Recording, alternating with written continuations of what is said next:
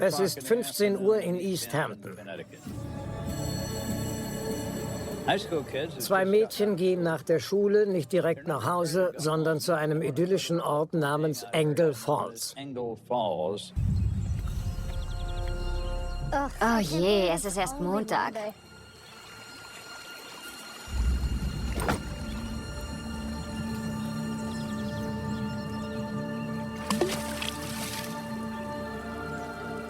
Siehst du das?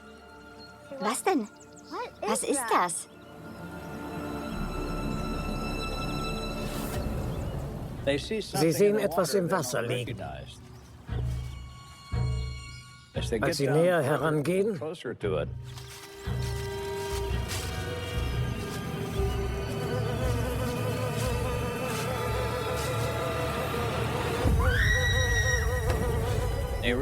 wird klar, dass es die Leiche einer Frau ist, deren Hände auf dem Rücken gefesselt sind. Nicht gerade das, womit man auf dem Heimweg von der Schule rechnet.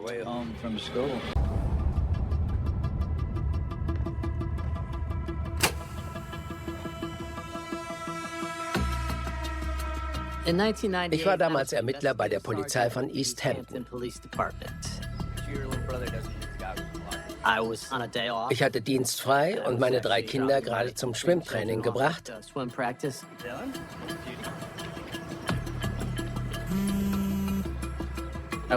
Als ich das Revier meldete.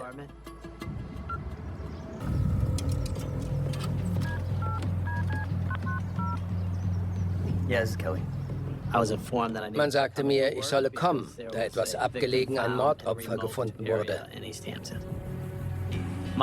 Ich weiß noch, dass ich verwundert reagierte, weil East Hampton eine verschlafene Satellitenstadt war. Eine Kleinstadt, in der es seit 10 Jahren keinen Mord mehr gab. Doch man sagt ihm, dass es jetzt einen gibt.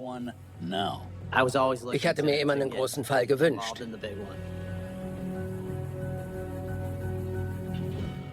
Aber keine Ahnung, was mich erwartete.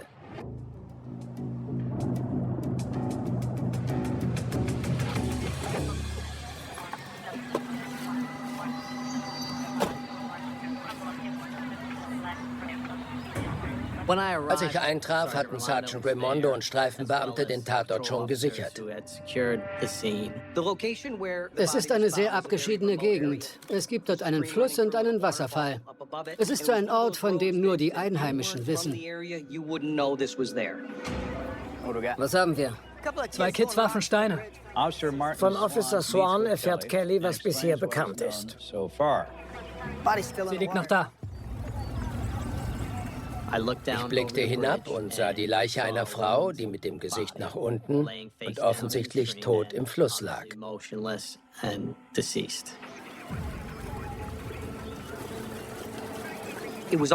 Es war eine unwirkliche Szene, wie aus einem Hitchcock-Film. Wir riefen Experten der Staatspolizei hinzu. Und Kriminaltechniker sollten mögliche Spuren sichern.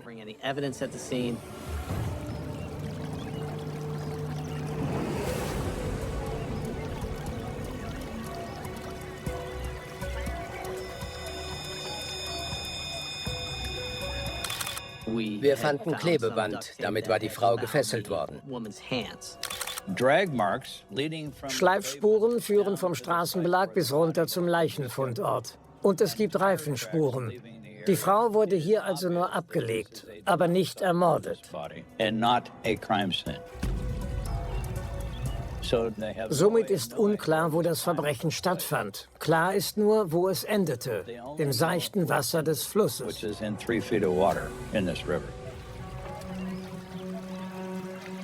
Drehen wir sie um. Die Gerichtsmedizinerin trifft ein und lässt den Leichnam herausziehen und umdrehen.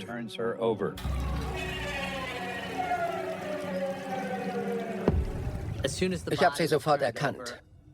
Es war Gertrude Ochenkowski. Die Leute nannten sie Trudy. Sie ist 60 Jahre alt und lebt in der Kleinstadt seit ihrer Geburt. Sie gilt als vermisst. Ihr Auto steht in der Stadt. Swan informiert Kelly, dass er am Morgen um 7:40 Uhr zu einem Waschsalon gerufen wurde.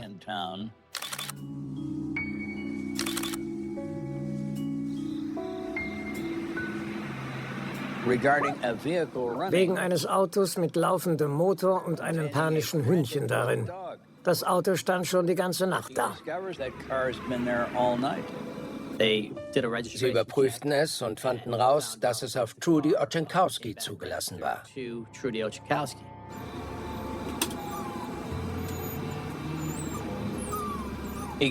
Swan steigt in das Auto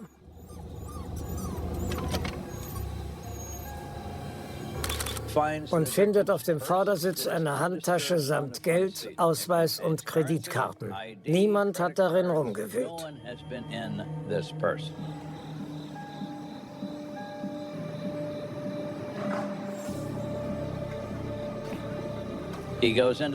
Er betritt den Salon und entdeckt in einer der Waschmaschinen nasse Kleidung, die höchstwahrscheinlich Mrs. Ochenkowski gehört.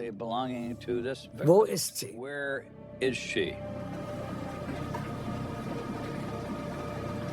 Sie hätte ihren Hund nie allein gelassen. Erst recht nicht so lang. Da stimmte was nicht. Und nun blicken die Beamten an diesem Fluss auf das Resultat dessen, was nicht gestimmt hat.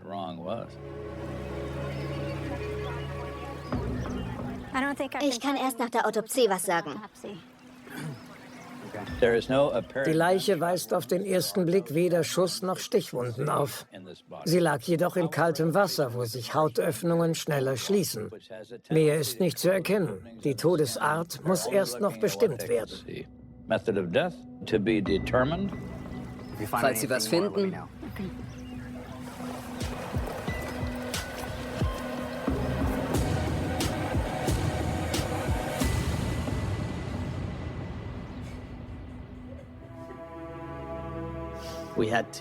Wir mussten dann Trudys Töchter informieren.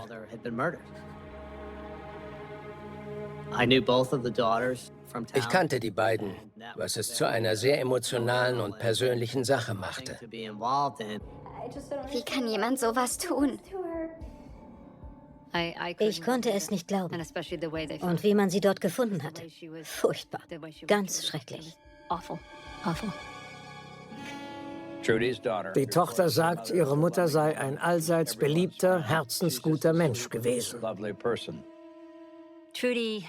Trudy war wundervoll, liebenswert und unglaublich warmherzig. Wenn sie dich in den Arm nahm, hattest du das Gefühl, dass dir nichts passieren kann. Sie war bei einem ambulanten Pflegedienst beschäftigt. Trudy war immer für andere da und hat sich immer für andere eingesetzt. Solche Leute findet man heute nicht mehr. Wer hat sie umgebracht? Kelly soll es herausfinden. Eure Eltern sind geschieden, oder? Ja. Sie war schon lang von ihrem Mann geschieden. Die beiden hatten sich auseinandergelebt. Er wohnte in Florida und pflegte keinen Kontakt mehr zu ihr. Wir kamen schon relativ früh zu dem Schluss, dass er als Täter nicht in Frage kam.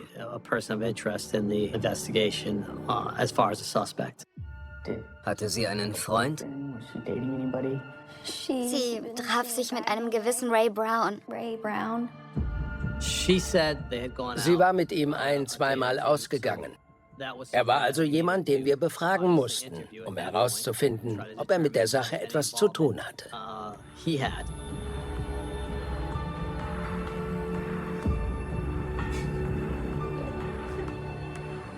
Raymond Brown kommt aufs Revier. Seit wann kennen Sie sich? Erst seit kurzem. Er mochte sie, doch sie betrachtete ihn nur als Freund. Nun, Mr. Brown, wir betrachten Sie als Verdächtigen. Also fragt Kelly, wo er zur Tatzeit war. Ich war ein paar Tage weg. Er sagt, er hätte ein Bowling-Turnier gespielt, unter anderem mit Beamten aus Kellys Abteilung. Wegen des Alibis schlossen wir ihn als Täter aus. Er war harmlos. Brown war lediglich mit dem Opfer befreundet. Hat Ihnen jemand von dem Typ erzählt, der Trudy nachspioniert hat?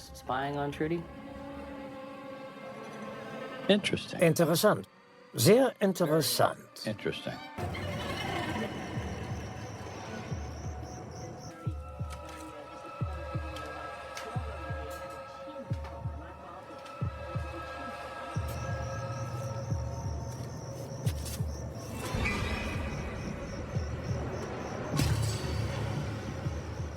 Ein Mann hatte sie durchs Fenster beobachtet.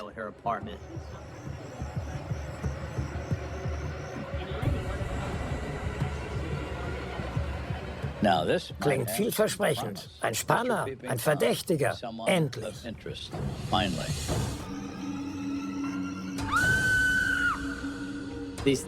Danach hat sie sich in ihrer Wohnung nicht mehr wohlgefühlt und nach einer neuen umgesehen. Ich hätte da ein paar Fragen. Die Ermittler begeben sich dorthin und sprechen mit den Nachbarn. Haben Sie zufällig gehört, dass hier jemand durch Fenster glotzt oder sowas? Keiner der Befragten will einen Spanner bemerkt haben. Bis sie auf eine Frau stoßen, die sagt, ich weiß genau, von wem Sie reden. Ach ja? Ja, von meinem Sohn Eddie. Doch es handelt sich um ein Missverständnis. Sie bestritt natürlich, dass er etwas mit Trudys Ableben zu tun hatte. Sie sagt, Eddie sei ein guter Junge. Doch die Ermittler beeindruckt das wenig. Können wir mit ihm sprechen? Klar, im Gefängnis, wo ihr ihn hingesteckt habt.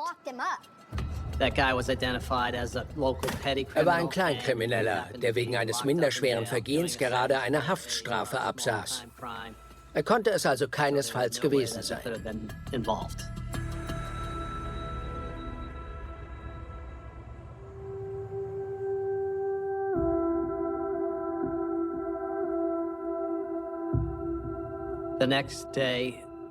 Am nächsten Tag wurde die Autopsie durchgeführt. Letztlich sucht man nach Spuren, die mit dem Verbrechen im Zusammenhang stehen. Etwa nach Haarfollikeln oder Hautresten unter den Fingernägeln, falls es einen Kampf gegeben hat. Es wurden jedoch keine biologischen Spuren gefunden, die eine Identifizierung des Täters ermöglicht hätten. Allerdings wurde als Todesursache Strangulation festgestellt. Außerdem wies die Leiche Verletzungen auf, die für sexuelle Gewalt sprachen, sowie Prellungen, die auf Schläge auf den Kopf und ins Gesicht hinwiesen. Trudy war einen brutalen Tod gestorben. Die Augen. Im linken Auge befindet sich eine blaue Kontaktlinse. Im rechten fehlt sie jedoch. Was ist das? Kelly findet den Verschluss eines goldenen Ohrrings, aber nur den Verschluss. Wahrscheinlich trug sie noch einen zweiten Ohrring, der aber ebenfalls fehlt. Wenigstens etwas. Kelly weiß, dort wo sich Ohrringe und Kontaktlinse befinden, befindet sich auch der Tatort. Wenn was ist, bitte melden. Wer konnte so etwas Schreckliches getan haben? Und warum? Warum tut man einem so tollen Menschen etwas an? Wieso? Dieses Verbrechen versetzte das verschlafene Städtchen in einen Schockzustand. Plötzlich lief hier ein Mörder frei herum.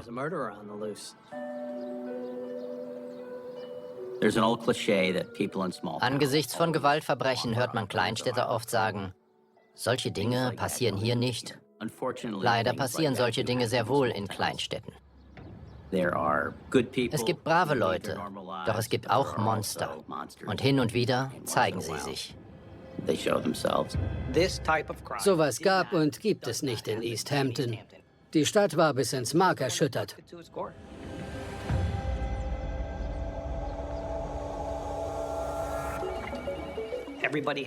Jeder hatte einen Tipp für uns. Die Menge an Informationen, die wir erhielten, war gigantisch. Kelly sieht die Listen mit den anonymen Tipps durch und einer sticht ihm ins Auge. Eine Frau hat am frühen Morgen des 12. Januar ihre Nichte zur Bushaltestelle gebracht und auf der Brücke, in deren Nähe die Leiche gefunden wurde, ein Auto bemerkt.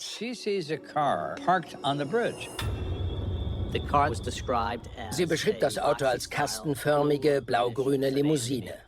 Es war ungewöhnlich, dass jemand dort parkte. Warum stand es da? Na, vielleicht, weil der Halter eine Leiche in den Fluss geworfen hat. Kelly notiert sich, dass möglicherweise ein solches Auto benutzt wurde.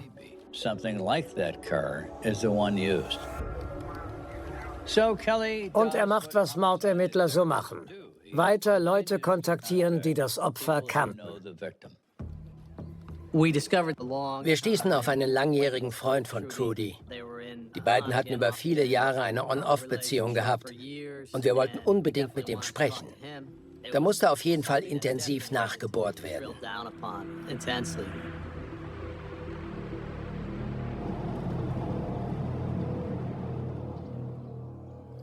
Danke für Ihre Zeit, Harold. Wir fragten ihn nach dem Stand der Beziehung zum Tatzeitpunkt.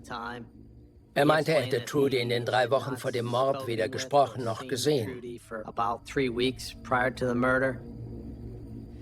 Und am Abend des 11.? Was er dann sagte, war sehr beunruhigend. Ich war drüben beim Waschsalon. Ach ja?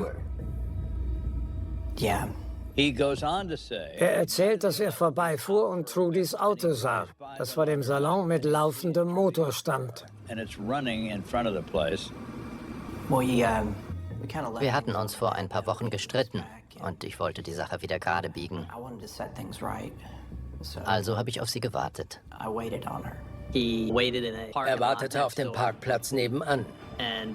Er sah sie jedoch nicht rauskommen, lief eine Weile herum, fand sie aber weder im Salon noch sonst irgendwo vor und fuhr dann nach Hause.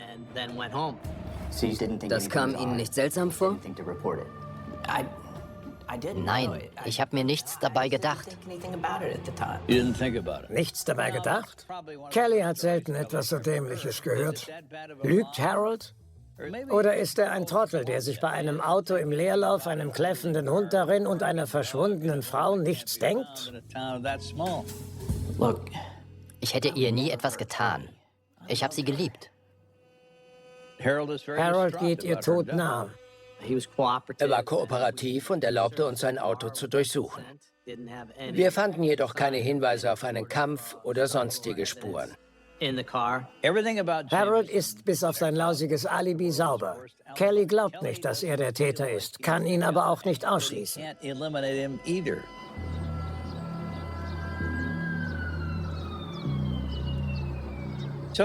Kelly spricht gerade mit dem Polizeichef, Sergeant Kelly. als sich ein Zeuge meldet. Okay. Nichts anfassen, bin gleich da. I'll be right down. Über dem Salon wurde was entdeckt.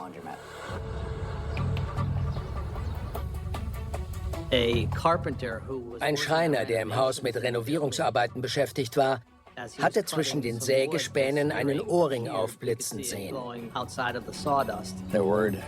Der Mord ist längst in aller Munde und er weiß sofort, dass der Fund etwas damit zu tun hat. Das muss der Tatort sein und Kelly fährt hin, um sich davon zu überzeugen.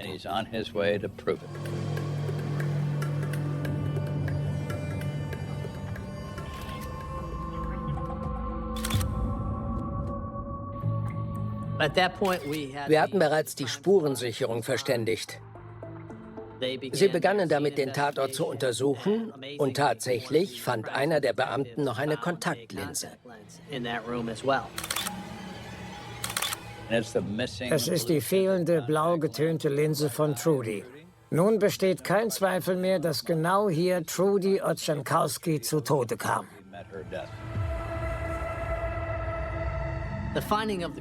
Der Tatort ließ vermuten, dass der Täter Zugang zu dem Gebäude hatte und sich darin gut auskannte. Laut dem Schreiner haben nur 2 Leute einen Schlüssel. Frank? Der Eigentümer. Wir konnten Frank schnell ausschließen. Er war nicht in der Stadt gewesen und konnte den Mord nicht begangen haben. Und der Hausmeister, Brian Tuttle. Frank war es also nicht. Von Brian Tuttle hat Kelly noch nie gehört. Wir kannten ihn nicht persönlich. Er stammte jedoch aus der Stadt. Und weil er in dem Gebäude tätig war, galt er als verdächtig.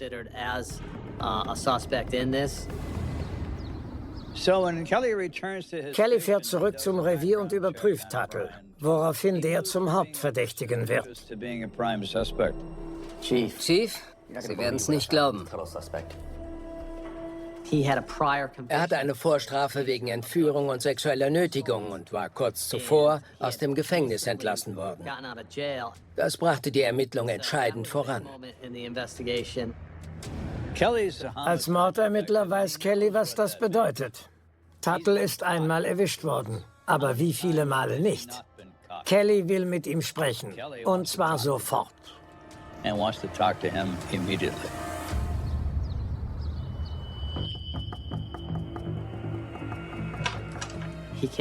Als er zu uns kam, hatte er einen Kratzer zwischen den Augenbrauen. Wie ist das denn passiert? Kleiner Arbeitsunfall. Auch das war verdächtig.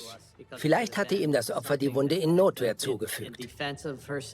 Darf ich? Bitte. Tuttle war angesichts der Befragung sehr nervös. Man sah ihn an und wusste, der ist zu der Tat fähig. Ich dachte, er könnte es gewesen sein. Warum bin ich hier? Es geht um Ihre Vorstrafe. Tuttle sprach von einem Missverständnis. Er sei betrunken gewesen, dieser Frau begegnet und habe es vermasselt. Er sagt auch, er hätte gleichzeitig Alkohol und Drogen konsumiert, würde jetzt aber nur noch gelegentlich trinken. Kannten Sie Trudy Ochenkowski? Nein, nie gesehen. Er ging schnell darüber hinweg. Das war seltsam. In dieser kleinen Stadt waren sie sich bestimmt schon begegnet. Wo waren Sie am Abend des 11.? Er sagte, er hätte tagsüber in dem Gebäude gearbeitet, sei dann in die Pizzeria gegenüber gegangen und danach nach Hause ins Bett. Ein dürftiges Alibi. Bis auf die Zeit in der Pizzeria war er den ganzen Abend allein. Sie haben ein Auto? Schon länger nicht mehr. Er gab an, dass ihm der Führerschein genommen wurde. Wenn Tuttle die Wahrheit sagt und kein Auto hat, wäre das Entsorgen der Leiche sehr schwierig gewesen. Als wir im Laufe der Befragung den Druck auf ihn erhöhten, beschloss er, uns keine Fragen mehr zu beantworten. Tuttle ist nach wie vor verdächtig. Er hat den Ermittlern viele Indizien geliefert, doch die reichen nicht aus, um ihn da zu behalten. Ich möchte, dass das hier aufbewahrt wird. Wir behielten seine Zigarettenstummel, um sie später vielleicht gegen ihn verwenden zu können. Es ist 1998. Die DNA-Analyse ist noch nicht weit verbreitet. Doch Kelly ist schlau. Er weiß, dass die Wissenschaft Fortschritte macht und die Zigarettenstummel vielleicht eines Tages von Bedeutung sein werden.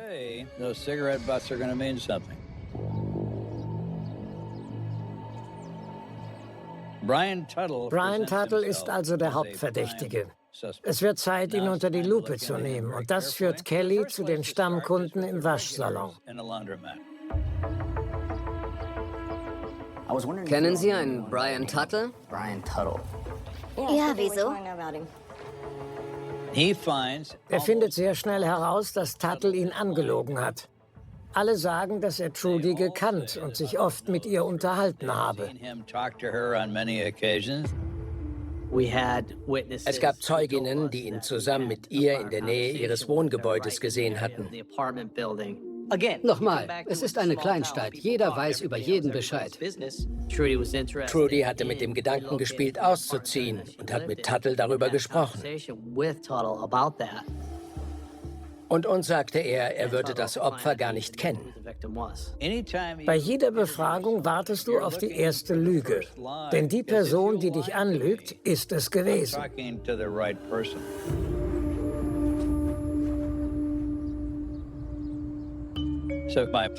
Tuttles eigenen Worten zufolge war er an jenem Abend in der Pizzeria gegenüber dem Waschsalon und hat ein paar Bierchen getrunken.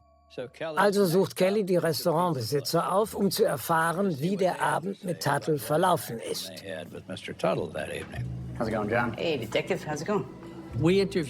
befragten die Geschwister John und Anthony Manolakis. Ich kannte Brian. Er war eigentlich ganz nett und kam recht oft zu uns. War er am 11. hier? Allerdings. Er wirkte ziemlich derangiert.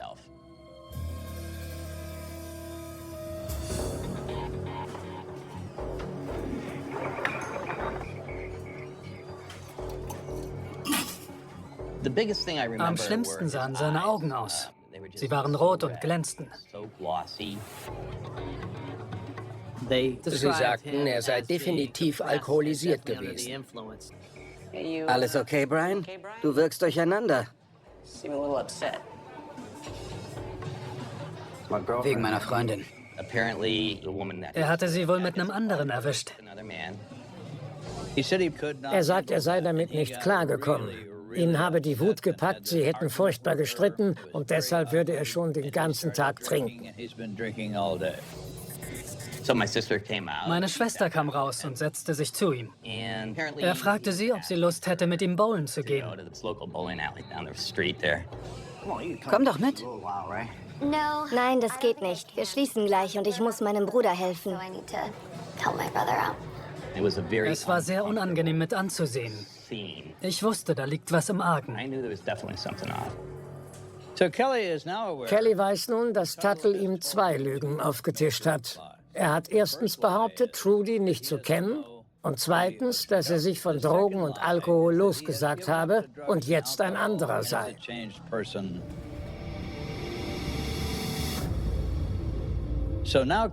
Kelly bestellt ihn daher ein zweites Mal ein, um ihn genau darauf anzusprechen. Sie kannten Trudy, Sie wurden mit ihr gesehen. Wir warfen ihm seine Lügen vor, doch er blieb dabei, Trudy nicht zu kennen. Tuttle sagt, ich kenne sie nicht, gibt allerdings zu, wieder zur Flasche gegriffen zu haben. Aus Enttäuschung darüber, dass seine untreue Freundin einen anderen hat. Wie heißt sie? Denise. Und weiter?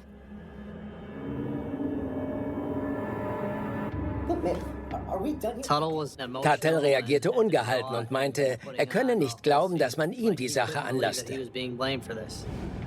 Mir reicht's jetzt. Ich gehe.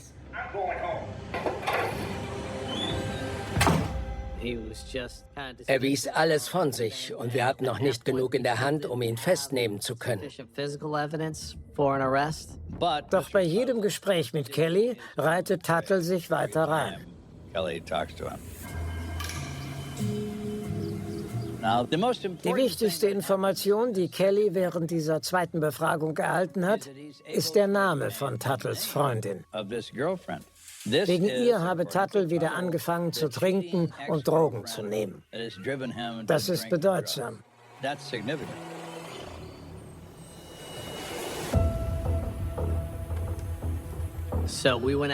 Wir fuhren zu ihr und befragten sie. Ihre Trennungsgeschichte war eine völlig andere. Wo soll ich anfangen? Er hat sie nicht alle. Sie erzählte uns, dass Tuttle wieder getrunken und Drogen konsumiert hätte. Dass es deswegen zum Streit gekommen sei und sie ihn rausgeworfen habe. Kelly ist klar, dass Tuttle ihm bezüglich der Differenzen mit Denise Märchen erzählt hat. Doch damit nicht genug. Am Ende erwähnt sie noch etwas anderes. Sie sagte uns, dass er nach dem Rauswurf einfach ihr Auto genommen habe. Eine kastenförmige blau-grüne Limousine.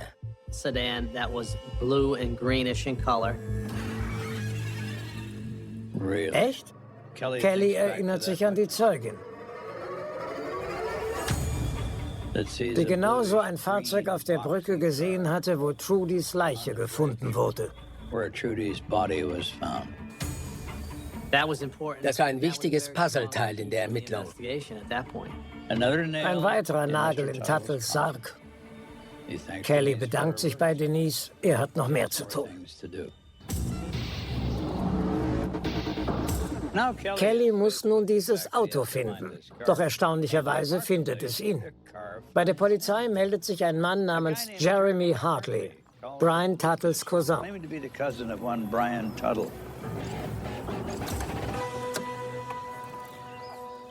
Hallo, Mr. Hartley. Sie wollen mir was zeigen?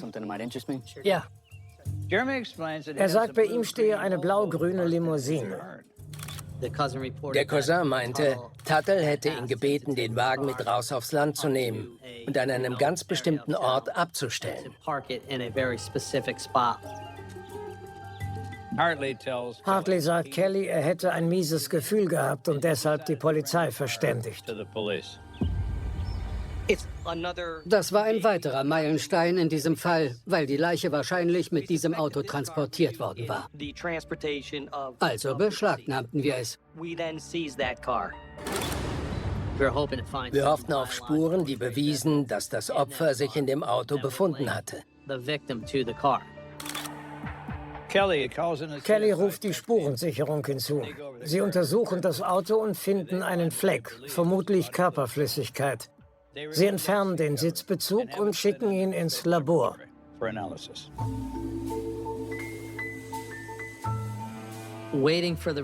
Auf Laborergebnisse zu warten, kann ziemlich frustrierend sein. Das Labor geht sehr akribisch vor und das braucht Zeit. Dann endlich, nach einigen Wochen, sind die Ergebnisse da.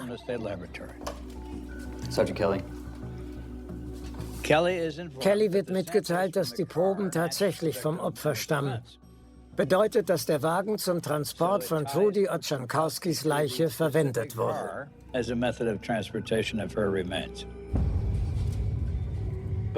Es gibt jedoch keinen Hinweis auf eine zweite Person, sprich auf den Täter. Das Labor meinte, es sei nicht möglich gewesen, DNA-Abschnitte zu vervielfältigen. Wir hatten gehofft, Tuttle den Mord an Trudy biologisch nachweisen zu können, konnten es aber nicht.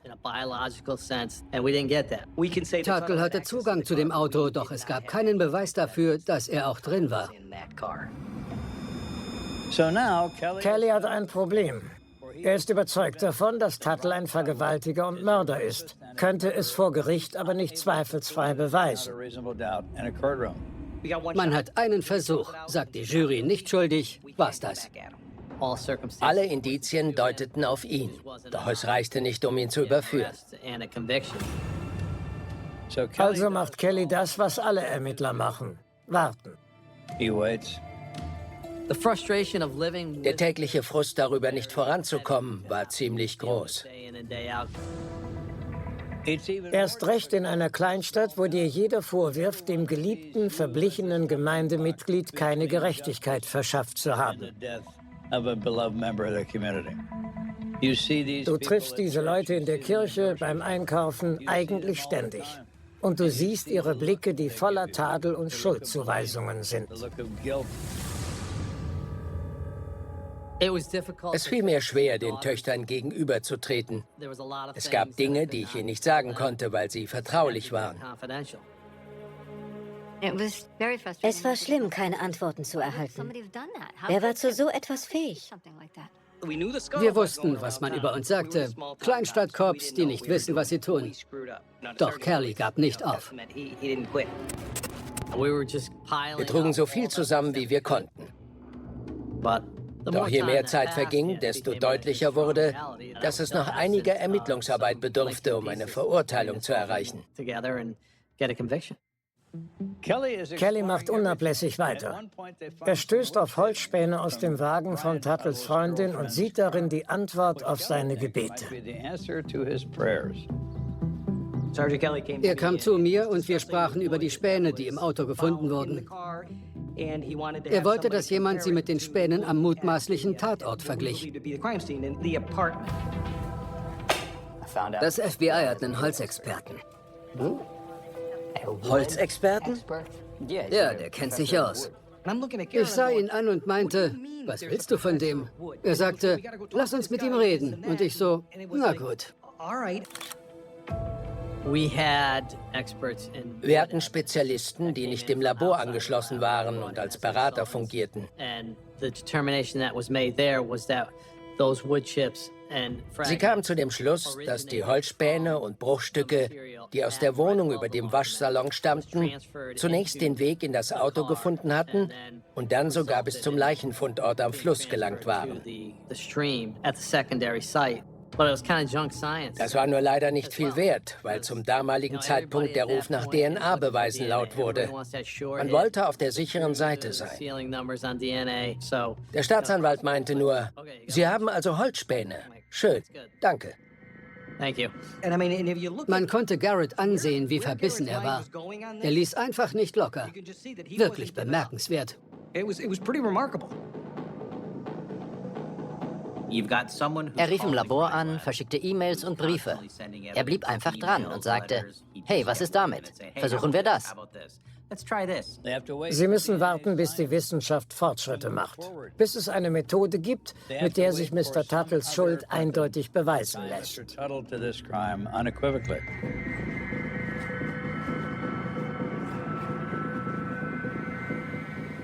Der Fall kommt zu den Akten.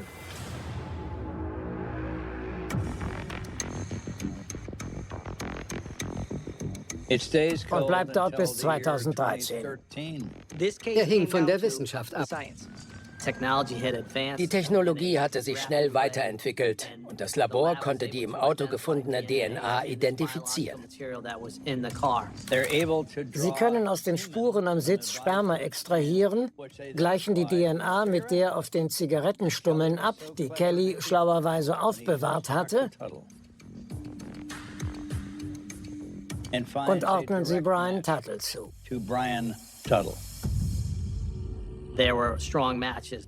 Die DNA von den Stummeln stimmte klar mit der aus dem Auto überein. Wir hatten ihn. Das Ergebnis war derart eindeutig, dass es keinen Zweifel gab. Wir konnten Tuttle also verhaften, mussten ihn aber erst ausfindig machen. Sergeant Kelly fand heraus, dass er sich in South Carolina aufhielt. Ein Ermittlerteam der Staatsanwaltschaft fuhr dorthin, verhaftete ihn und brachte ihn hoch nach Connecticut.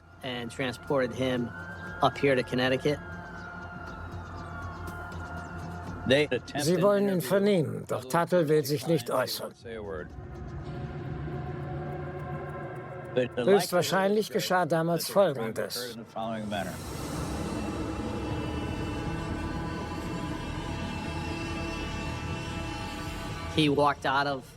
Er verließ die Pizzeria, betrunken und high, nachdem er abgewiesen worden war. Er ist wütend, er ist sauer. Dann sieht er Ochankowski, die er kennt.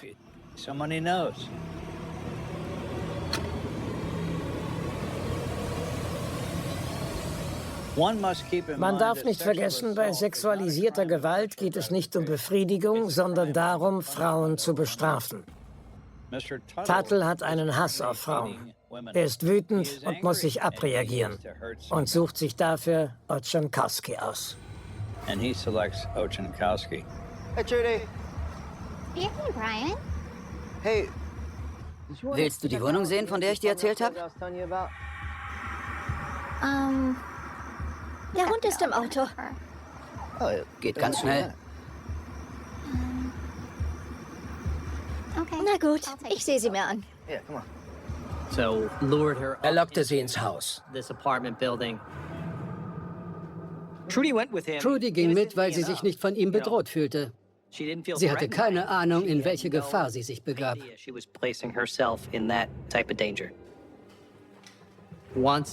Kaum waren sie in der Wohnung, Wann wird sie fertig? griff er sie brutal an.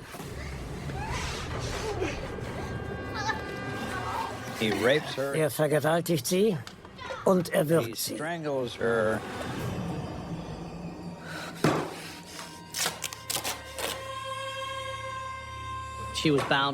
Er fesselte ihre Hände mit Klebeband, trug sie die Treppe runter, legte sie hinten ins Auto, fuhr mit ihr früh am Morgen zum Fluss,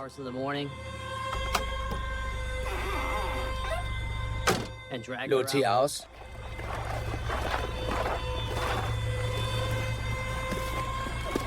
und warf sie hinein.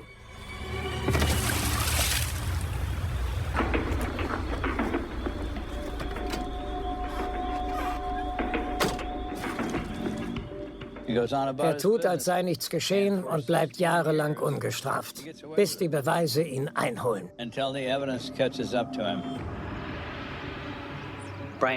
Tuttle wurde des Mordes angeklagt und in Middletown einem Richter vorgeführt.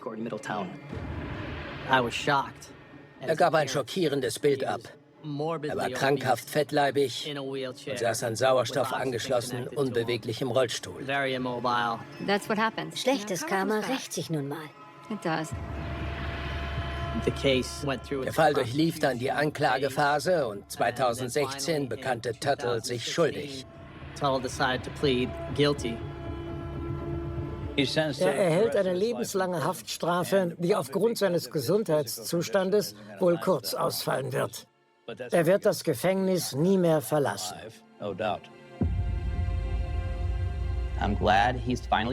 Ich bin froh, dass er am Ende für seine Tat büßen musste. Brian hat damals vielen Menschen Schlimmes angetan. Trudy, ihrer Familie, der Stadt. Gut, dass es vorbei ist.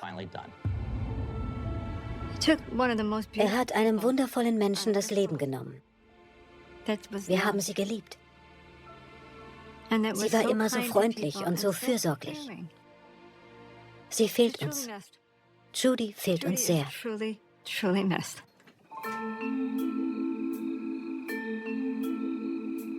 Viele hatten uns nicht zugetraut, den Fall lösen zu können.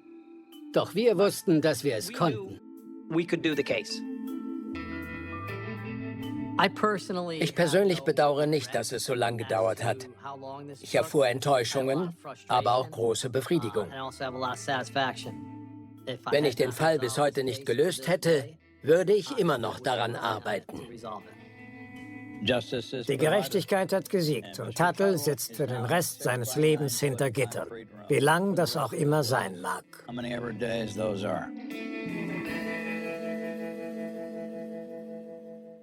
Im Winter in Ontario hat die Stille eine besondere hart. Sie liegt nicht sanft auf den Feldern. Sie erdrückt, sie sitzt auf den langen Einfahrten.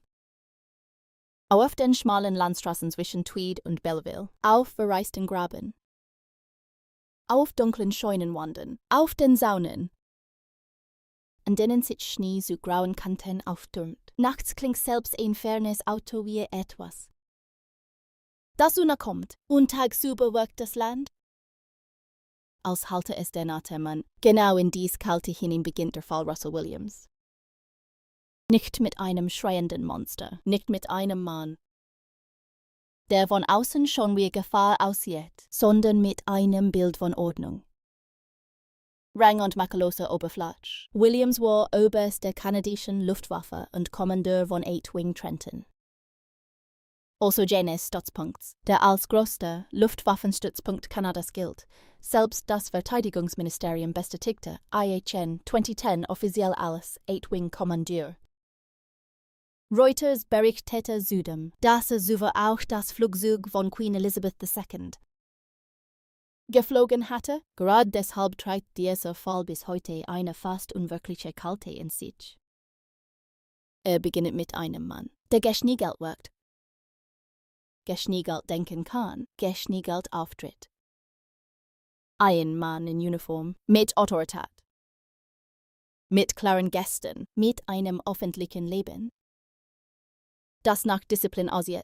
Gehört zu jenen Biografien, denen Menschen instinktiv Vertrauen entgegenbringen, weil Rang in den Augen der Gesellschaft oft wie ein moralischer Beweis wirkt. Wo es so hoch aufsteigt, so denken viele, muss Kontrolle über sich selbst haben, wo eine Basis wird. Wo öffentlich repräsentiert, wo Geschenk neben militärischen Maschinen und Flaggen steht. Kann unmöglich gleichzeitig der Ursprung eines Abgrunds sein, und genau dort setzt der Aufhänger dieses Drehbuchs an? Denn der Fall Russell Williams lebt von dem Moment, in dem diese Illusion zerbricht und darunter nicht bloß ein Doppelleben sichtbar wird, sondern eine radikale Entstellung des Menschen, der dieses Leben führte. Bewo die Öffentlichkeit begriff, was sich hinter seinem Namen verbarg. Lebte die Region bereits in einer anderen Stimmung, da war der November 2009. Dunkel, nasskalt. Mit jenem trüben Licht, das Hause kleiner erscheinen lässt und Bäume wie schwarze Linien gegen den Himmel stellt. In dieser Zeit wurde Marie-France Como getötet, eine 38 Jahre alte Korporalin, die je auf demselben Stützpunkt arbeitete, die in Williams kommandierte. Reuters berichtete später, dass Williams in ihr Haus eindrang. Sie stundenlang sexuell missbrauchte und sie durch auf Mund und Nase gedrucktes Klebeband erstickte. Doch für einen starken Einstieg darf man nicht sofort mit der vollständigen Offenlegung der Tat beginnen. Man muss zuerst bei der Oberfläche bleiben, bei dem unheimlichen Abstand zwischen dem, was die Menschen sahen, und dem, was bereits geschehen war. Irgendwo stand ein Auto auf einer Einfahrt. Irgendwo ging ein Licht an. Irgendwo meldete sich jemand nicht zurück. Die Welt setzt sich fort, wie sie es immer tut. Wenn das Schreckliche noch keinen Namen hat, die Straßen wurden geraumt. Schnee wurde in den Rand geschoben. Menschen zogen die Schultern in dicken Jacken hoch und eilten durch den Wind. Auf dem Stützpunkt wurde gearbeitet, geplant. Befohlen. Touren gingen auf und zu. Fahrzeuge kamen und gingen. Männer in Uniform bewegten sich durch Gänge, in denen Routine wie ein Versprechen wirkt. Und mitten in dieser Routine stand Russell Williams als Verkörperung von Ordnung. Das gerade später als Täter verurteilt worden wurde, macht den Fall nicht bloß schockierend, sondern strukturell beunruhigend. Seid, wie Mohello sich Gewalt hinter gesellschaftlichem Prestige verbergen kann, wenn der Täter verstanden hat, welche Maske die Welt am liebsten akzeptiert. Dann kam der Januar 2010. Und mit ihm eine andere kalte, klare, harte, weißer. Der Schnee lag tiefer. Das Land wirkte offener und zugleich unzugänglicher. Jessica Lloyd, 27 Jahre alt, verschwand Ende Januar aus ihrem Haus in der Nähe von Belleville, nachdem sie nicht zur Arbeit erschien und ihr Auto noch vor dem Haus stand. Genau dieser Befund, dass die tägliche Ordnung unterbrochen war. Aber nicht so, wie ein normales Wegehen sie unterbricht. Ließ die Sache von Anfang an falsch wirken. Reuters und die Canadian Encyclopedia beschreiben, dass sie später entführt, zu Williams Haus gebracht, wiederholt vergewaltigt und schließlich mit einem Seil erdrosselt wurde. Ihre Leiche wurde danach in einer ländlichen Straße abgelegt. In einem Sachleichenbericht ist das eine Abfolge von Fakten. In einer Erzählung aber beginnt hier der eigentliche Frost des Falls. Ein Haus bleibt still. Das Auto steht noch da, trotzdem abläuft die Morgenspost nicht. Die Dinge sind an ihrem Platz und gerade deshalb stimmt nichts mehr. Man muss sich die ersten Stunden vorstellen, bevor die Öffentlichkeit das ganze Gewicht der Geschichte kannte. Ein Telefonat via Licht, eine ausbleibende Antwort. Jemand, der zunächst denkt, sie werde sich schon melden. Dann der zweite Gedanke. der schwerer ist, dann die Erkenntnis, dass normale Verspätung anders aussieht. So beginnt Angst in realen vollen Fahrstimme. Nicht mit Sirenen, sondern mit einer kleinen Verschiebung in der Ordnung des Alltags. Ein Bett, das nicht mehr nur ungemacht ist, sondern plötzlich als letztes Stilsbild eines Lebens wirkt. Ein Auto, das nicht mehr bloß gepackt ist, sondern wie ein zurückgelassener Satz erscheint. Ein Hausdurchbereich, in dem die Luft sich auf einmal anders anfühlt. Der Aufhänger von Russell Williams muss deshalb nicht zuerst den Tote zeigen, sondern die Landschaft, in der seine Maske funktionierte. Ostontario ist in diesem Fall keine bloße Kulisse, sondern ein Verstärker, der gegen zwischen kleinen Ortschaften, Militärstruktur und landlicher Weite wirkt überschaubar genug, Sicherheit zu versprechen und weit genug, Einsamkeit zu ermöglichen. Hier kennt man Fahrzeuge, Einfahrten, Nachbarschaften, Routinen. Man weiß, wohin gehört. Und genau deshalb wirkt ein Tate aus der Mitte des Establishments so fast und anständig gut getarnt. Er kommt nicht von außen. Er braucht nicht einmal die Ohren des Fremden. Er fährt auf denselben Straßen. Grüßt womöglich dieselben Menschen. Er scheint in einem Rahmen, den die Gesellschaft selbst mit Würde, Kompetenz und Verlässlichkeit aufgeladen hat. Das macht diesen Fall sowohl dunkler als einen bloßen Skandal. Er ist keine Geschichte über einen Mann, der sich seinem Bild entzog. Er ist eine Geschichte über einen Mann, der das Bild perfekt verstand und es wie eine zweite Haut trug. Später bekannte sich Williams schuldig zu zwei Morden ersten Grades, zu zwei sexuellen Übergriffen, zu forcible confinement und zu einer langen Serie weiterer Delikte. Insgesamt 88 Anklagepunkten, darunter zahlreiche nachtliche Einbrüche und Diebstahle von Frauenunterwäsche aus Häusern in Ostontario. Reuters berichtet 2010, dass diese Einbrüche und der Fetischismus seiner Taten sich über Jahre gesteigert hatten und dass er sich selbst beim Tragen der gestohlenen Stücke fotografierte. Aber selbst dieser spätere Katalog erklärt noch nicht vollständig, weshalb der Fall sich so tief ins Gedächtnis eingebrannt hat. Das Entscheidende ist die Reibung zwischen seinem öffentlichen Bild und der Intimität der Gewalt. Ein Einbrecher hinterlässt Unordnung. Ein Sexualtäter hinterlässt Angst. Ein Mörder hinterlässt Endgültigkeit. Williams verband all das mit einem Auftreten, das auf Distanz Seriosität ausstrahlte. Daraus entsteht jene spezielle Form des Schreckens, die in Tierlein spürbar werden muss. Nicht die laute Bescheid eines offen enthemmten Mannes, sondern die präzise, kalte Möglichkeit, dass ein Mensch morgens geschniegelt befehlen. Repräsentieren und kontrollieren kann und nachts in fremde Schlafzimmer eindringt, weil er etwas sagt, das kein Herz mehr kennt. In den Wochen, in denen die Ermittlungen Fahrt aufnahmen, muss in der Region eine Spannung gelegen haben, die von außen kaum sichtbar war und durch alles veränderte. Winter in Kanada dämpft Geräusche, aber er dämpft nicht die Angst. Sie breitet sich durch Küchen, Flur und Gespräche aus. Sie sitzt mit am Tisch, sie fährt im Auto mit. Sie steckt in Blicken, wenn jemand abends allein die Haustür abschließt. Und während die Öffentlichkeit noch keine vollständige Form des Grauens hatte, verdichtete sich hinter den Kulissen bereits etwas. Die Polizei arbeitete, Spuren wurden gesichert, Wege rekonstruiert, Bewegungen geprüft. Irgendwo lagen Reifenspuren im Schnee, und gerade die Spuren wurden später entscheidend. Reuters berichtete, dass die Polizei Williams schließlich nach einem Straßencheck festnahm. Weil die markanten Reifenabdrücke seines SUV mit den Spuren vor Jessicas Haus in Verbindung gebracht wurden, das ist kriminalistisch fast nüchtern.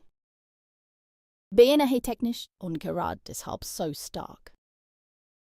Kein dramatischer Zufall, kein Geständnis aus Reue, sondern Gummi im Winter, Muster im Schnee.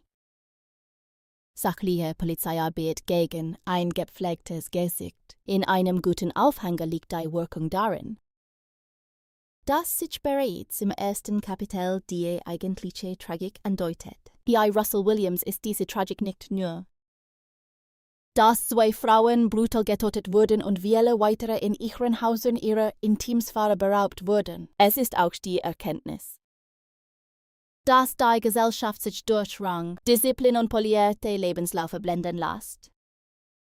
Oft gerät dann, wenn sie am wenigsten Anlass dazu hat. Williams wurde im Oktober 2010 zu lebenslanger Haft ohne Möglichkeit auf Bewährung für 25 Jahre verurteilt. Reuters beschrieb IHN dabei als einen der schlimmsten Taten der kanadischen Kriminalgeschichte. Doch Teil 1 endet noch nicht im Gerichtssaal. Er endet dort, wo die Ordnung gerade erst zu reißen beginnt. In der Winterluft von Ostontario. In einem Haus, in dem etwas nicht mehr stimmt. Auf einem Militärstützpunkt. Auf dem Uniform und Rang noch immer wie Schutz außerhin. Auf einer Straße, auf der ein Mann fährt. Den viele für das Gegenteil von Gefahr halten würden. Genau das ist der Dunkelkern dieser Geschichte. Das Bus kam hier nicht in zerrissener Kleidung und mit unruhigem Blick. Es kam geschniegelt. Dekoriert. Geschniegelt im Ton? Geschniegelt in der Haltung, geschniegelt genug. Nicht aufzufallen? Und als die Maske fiel, blieb nicht nur ein Täter zurück, sondern die verstörende Frage.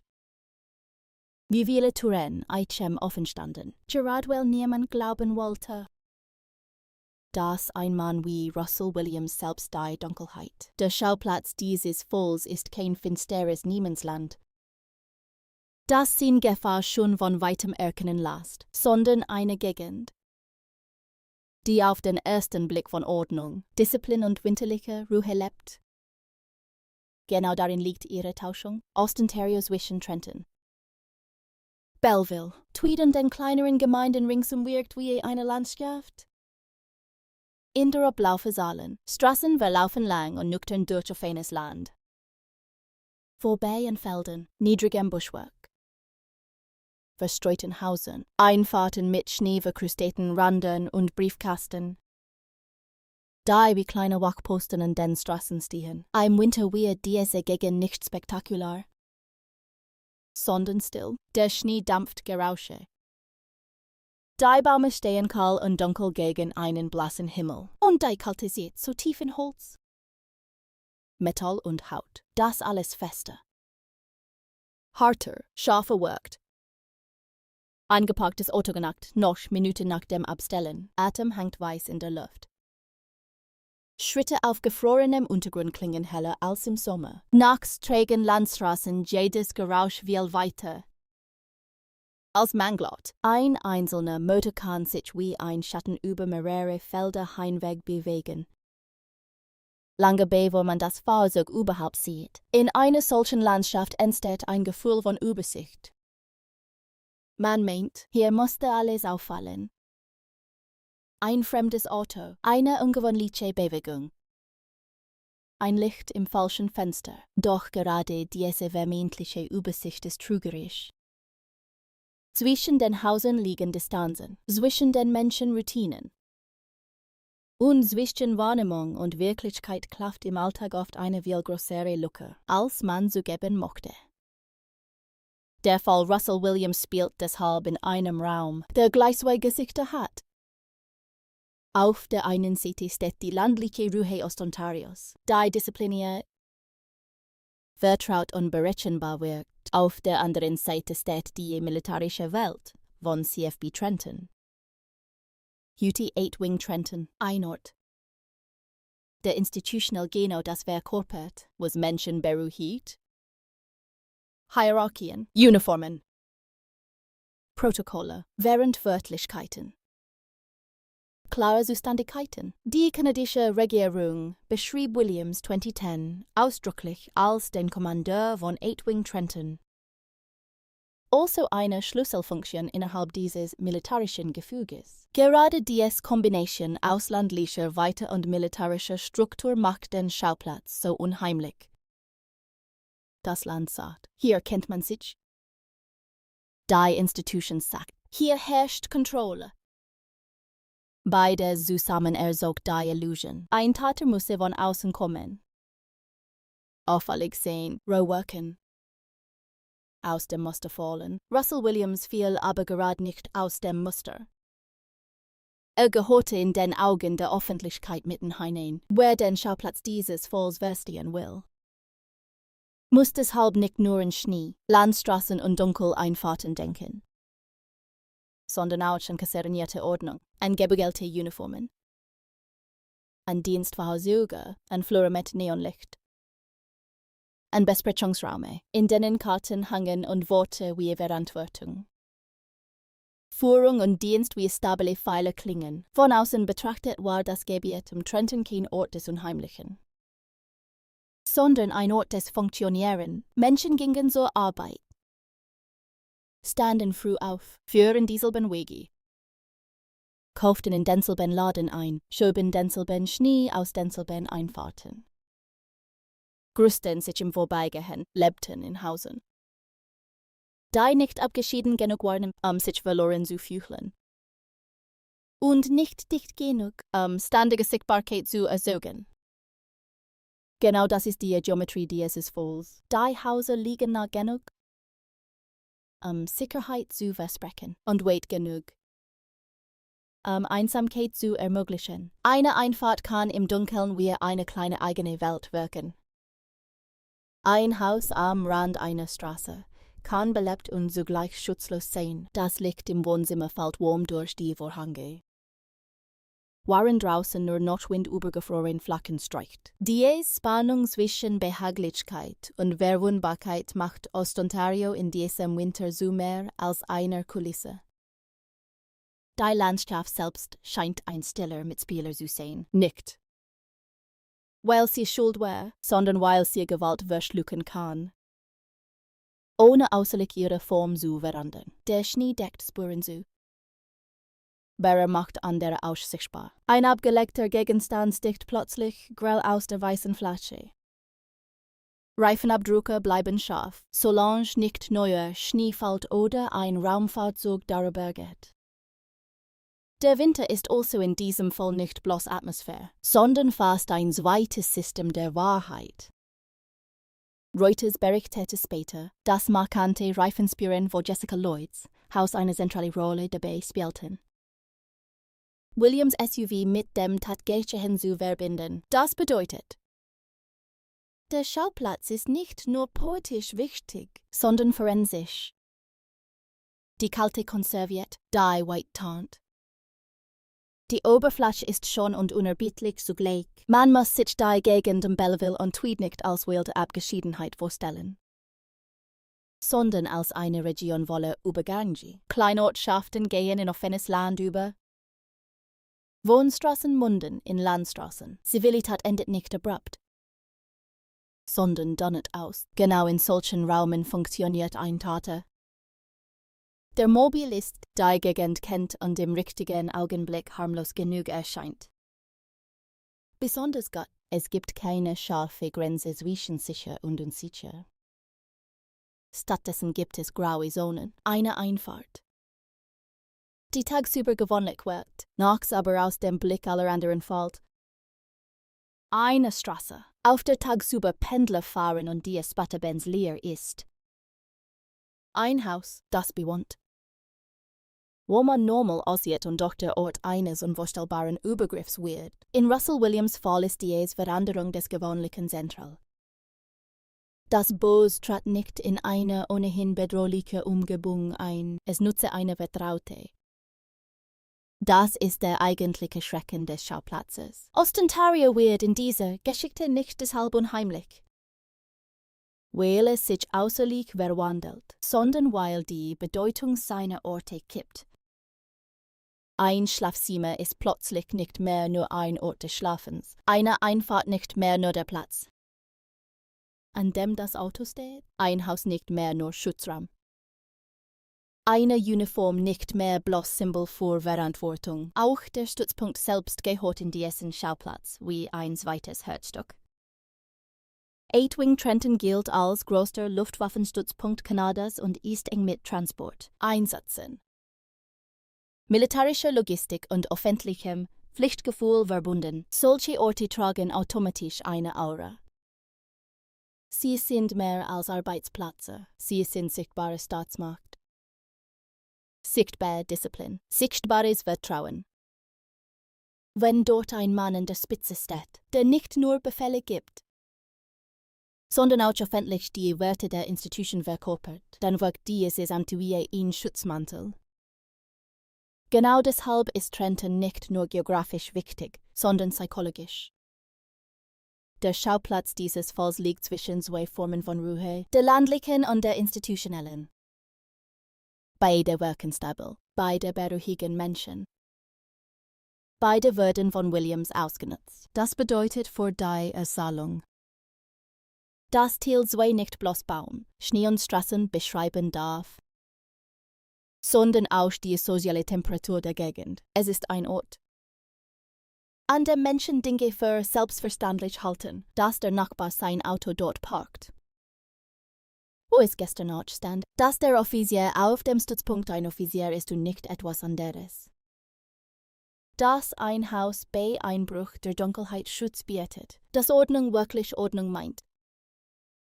Diese Selbstverständlichkeiten sind das eigentliche Material des Schauplatzes. Denn nur wo Menschen sich grundsätzlich sicher fühlen, kann ein Tat durch kontrollierte Normalität so erfolgreich verschmelzen. Der Winter verstärkt dieses Gefühl auf widersprüchliche Weise. Einerseits zwingt er Menschen nach innen, Türen bleiben länger geschlossen. Fenster beschlagen, Begegnungen werden kürzer.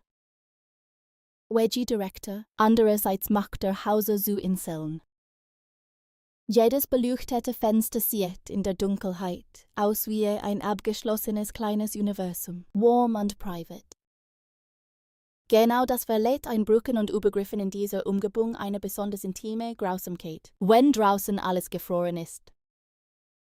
Wird das Innere des Hauses noch stärker als Schutz erlebt, ein Eindringen zerstört also nicht nur Grenzen, sondern auch ein elementares Gefühl von Wintergeborgenheit. In den Delikten von Williams spielt diese Zerstörung der privaten Sphäre eine zentrale Rolle. Reuters berichtete, dass über langere Zeit in Hause einstieg, unter Wasser stahl und sich selbst dabei fotografierte. Solche Taten sind nicht bloß Eigentumsdelikte. Sie verändern die Wahrnehmung jedes Raums, den sie berühren. Eine Komödie ist danach nicht mehr bloß eine Komödie. Ein Schlafzimmer nicht mehr bloß ein Schlafzimmer. Selbst der Geruch eines Hauses kann plötzlich fremd wirken, wo so etwas erlebt. Verliert nicht nur Gegenstände, sondern Sicherheit.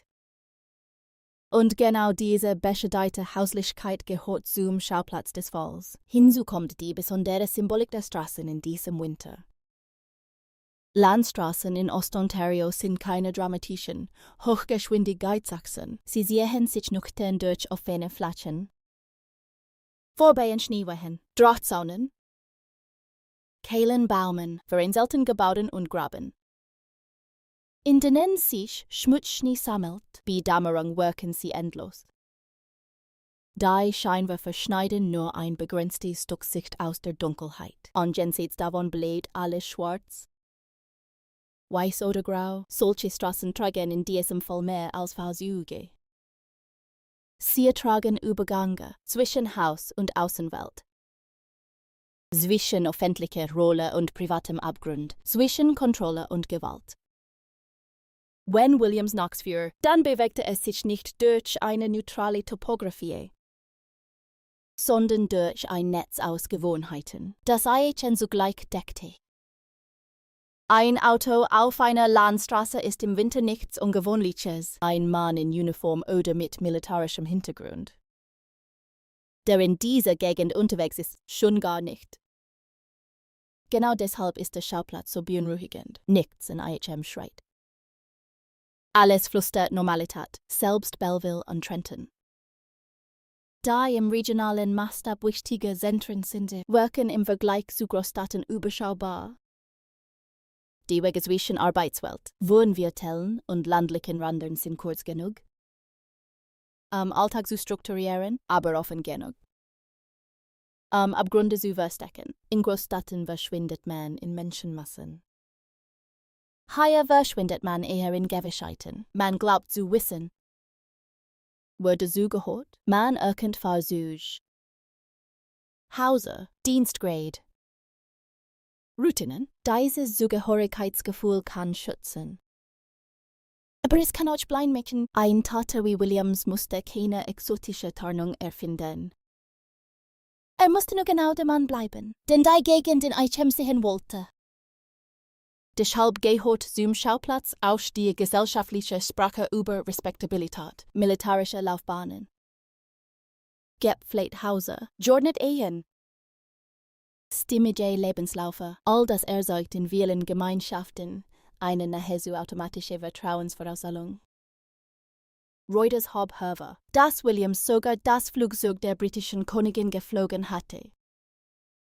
Was Xenophantliches Prestige zusätzlich unterstrich. Solche Details sind für Tilsway nicht bloß biografische Ausschmückung. Sie zeigen, wie sehr der Schauplatz auch aus Vorstellungen besteht. Menschen sehen nicht nur Häuser und Straßen, sie sehen Rang. Würde, Status. Und sie verknüpfen damit Sicherheit. In dieser Geschichte wird der Raum daher nicht allein durch Geografie, sondern auch durch Symbolik gebaut. Der Stützpunkt steht für Ordnung. Der Winter für Erstarrung, das Land für Übersicht. Das Haus für Schutz, das Auto für Routine. Die Uniform für Vertrauen und Williams bewegt sich durch all diese Symbole hindurch. Ohne sie der anfangs sichtbar zu beschadigen, das macht den Schauplatz fast unerträglich präzis. Denn seht, dass Gewalt nicht immer an den Orten lauert, da wir ohnehin verdächtig fanden, sondern dort, wo wir uns auf ihre Abwesenheit verlassen. Man konnte sagen, Ostontario in diesem Fall ist eine Landschaft der falschen Beruhigung. Nicht, weil sie objektiv friedlich oder idyllisch war, sondern weil ihre Form Menschen glauben lässt. Gefahren sind erkennbar, doch Gefahren mit Rang. Routine und kalte Selbstbeherrschung sind oft gerade deshalb erfolgreich, weil sie genau diese Erwartungen unterlaufen. In einem solchen Schauplatz ist jeder kleine Alltagsgegenstand aufgeladen. Ein Reifenspürenmuster im Schnee. Eine Haustür, ein Fenster ohne Bewegung dahinter. Ein Wagen in einer Einfahrt, ein Flur mit gedampftem Licht. Ein Feldweg, eine ländliche Straße. Ein Flugplatz, ein Dienstzimmer. Alles wirkt zunächst getrennt und gehört am Ende doch zusammen. Das ist die eigentliche Kraft dieses weiten Tales.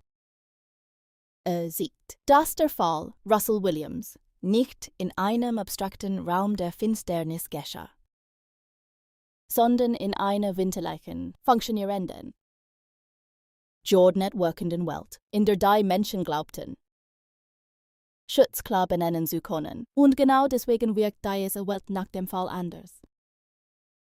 Dieselbahnstraßen bleiben befahrbar, derselbe Schnee fällt. Dieselbahnhäuser stehen noch, derselbe Stützpunkt erfüllt weiterhin aufgebaut. Aber die Bedeutung hat sich verschoben, ein Haus ist nicht mehr nur Schutz. Eine Uniform nicht mehr nur Ehre, eine schon. Stille Winterlandschaft, nicht mehr nur Kulisse für geregeltes Leben, sie wird zu einem Ort, an dem die Oberfläche lockt. So muss man den Schauplatz dieses Falls lesen. Als weißes, ruhiges, kontrolliert wirkendes Terrain, in dem sich unter der gefrorenen Haut des Alltags bereits etwas bewegte, das niemand sehen wollte, gerade weil es so gut in die Welt passt. Die zerstörte, bevor Russell Williams für Kanada zu einem Namen des Ekels wurde, bevor sein Rang, seine Uniform und sein sorgfältig gepflegtes Auftreten unter dem Gewicht der Beweise zusammenbrachen. gab es auf der anderen Seite dieser Geschichte zwei Frauen, die ein eigenes Leben hatten. Einen eigenen Rhythmus, eigene Gewohnheiten, eigene Zukunftsentwürfe und genau dort muss Teil 3 beginnen. Weil ein Fall wie dieser sonst so leicht in die falsche Richtung kippt und aus der Tatermaske mehr Erinnerung sieht als aus den Menschen, denen das Leben genommen wurde. Marie-France Comeau war 38, Jahre alt und selbst Angehörige der kanadischen Streitkräfte, eine Korporalin im Stützpunkt in Trenton. Also Teil jener Weltausdienst, Verlässlichkeit und wiederkehrende Ordnung.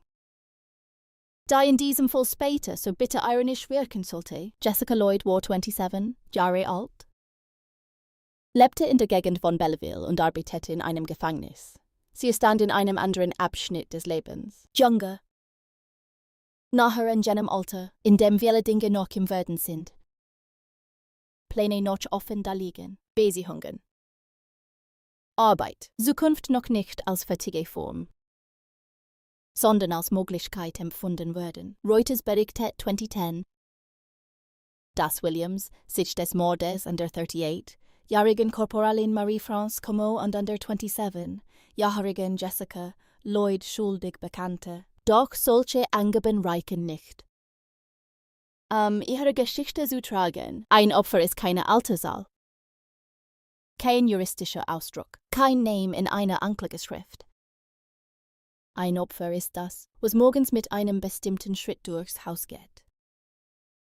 Was Gegenstände anfasst, was Nachrichten schreibt, was müde wird, was lacht, was in einem freien Abend vielleicht den Fernseher laufen lässt oder Wäsche zusammenlegt oder noch etwas aus dem Auto holt oder in Gedanken schon beim nächsten Arbeitstag ist. Genau das ist die wahre Substanz dieses Kapitels.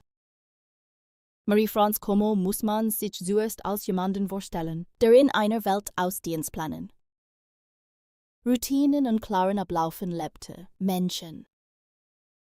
Da im militärischen Umfeld arbeiten, tragen oft eine doppelte Ordnung mit sich. Da offiziell und da privat, es gibt die sichtbare Disziplin.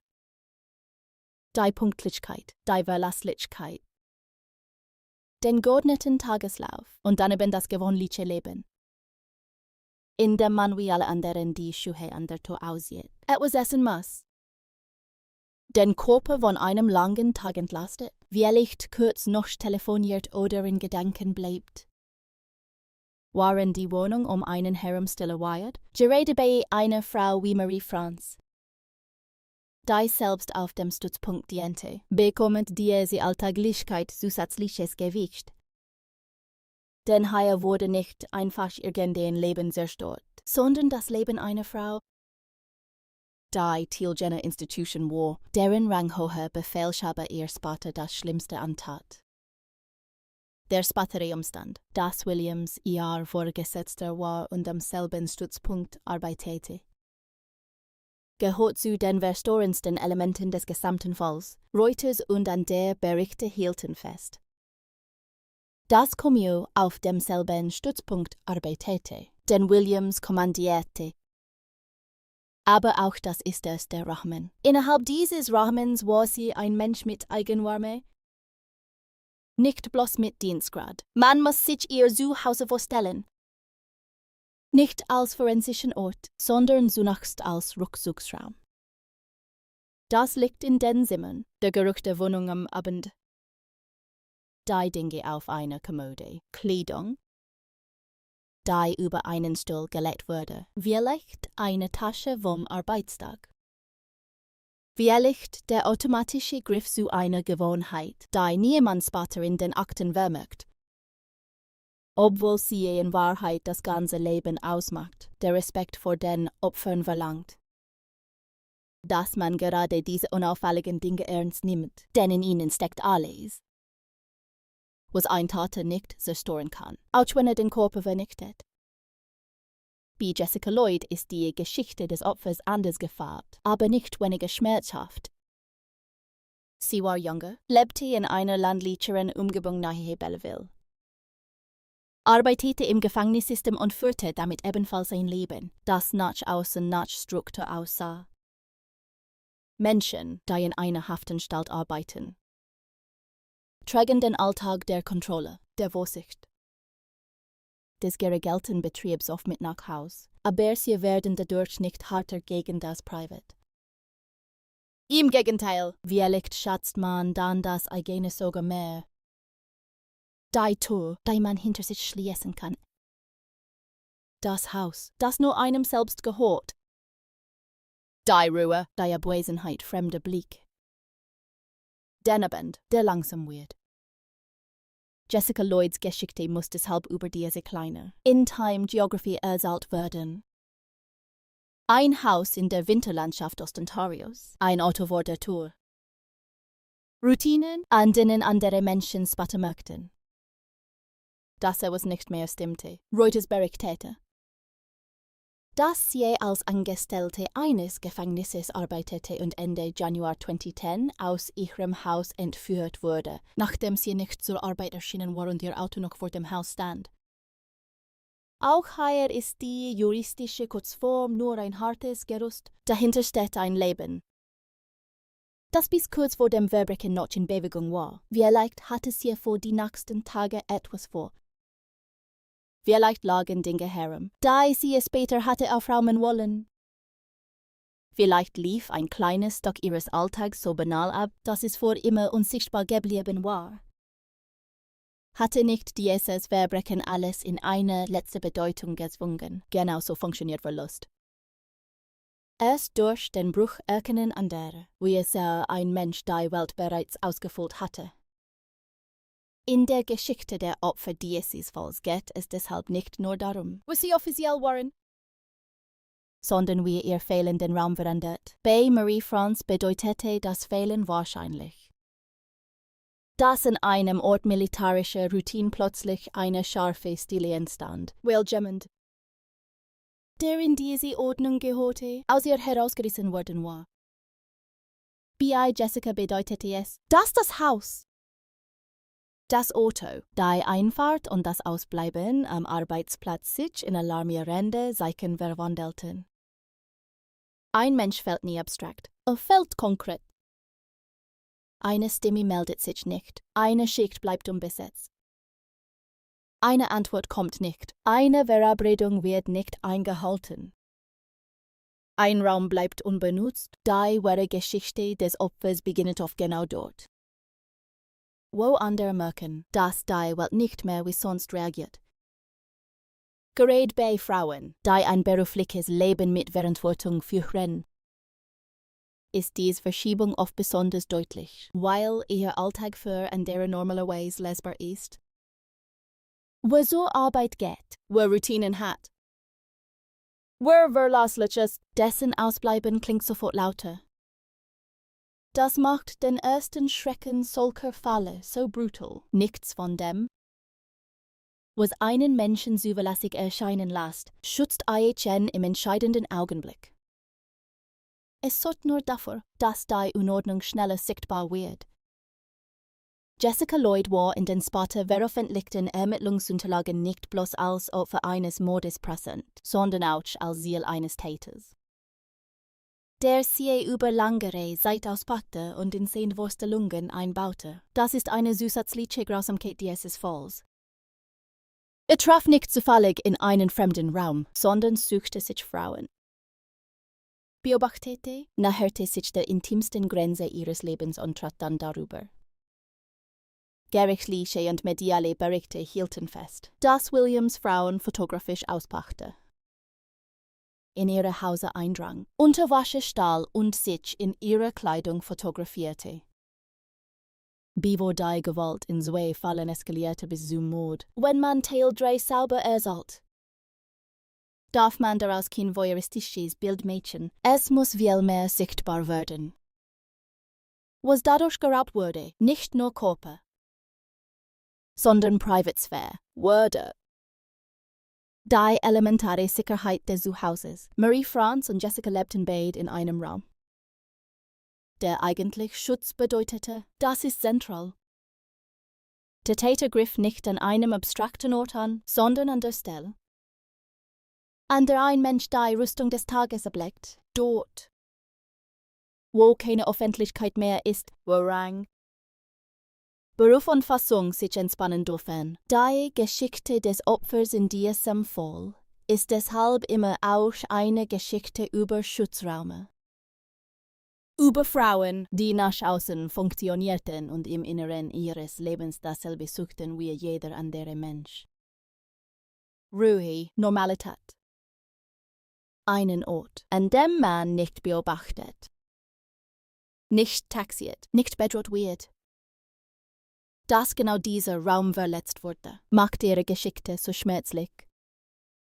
Man darf auch nicht vergessen, dass hinter jedem Opfer weitere Menschen stehen, die in einem solchen Fall gleichsam mit verstümmelt werden, nur langsamer und ohne sichtbare Wunden. Familien, Freunde, Kollegen, Nachbarn, Menschen aus dem Arbeitsumfeld, allemassen die Person, die sie kannten, plötzlich in zwei Bildern gleichzeitig halten. Im Lebendigen, gewöhnlichen davor und im Unfassbaren danach. Gerard B.I. Marie-France, die im militärischen Umfeld eingebunden war.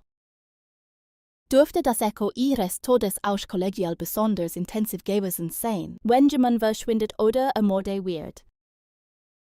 Der Teil eines engen beruflichen Systems war, verändert sich dieses System von innen. Flure klingen anders, Gespräche werden abgehackter. Einem fällt ein anderer Tonlage, Routinen laufen weiter. Aber sie laufen über einen Riss hinweg. Wie Jessica dürfte der Verlust in ihrem zivilen Umfeld ähnlich körperlich gewesen sein. Nur anders verteilt. Ein Haus wird plötzlich zum Beweisraum.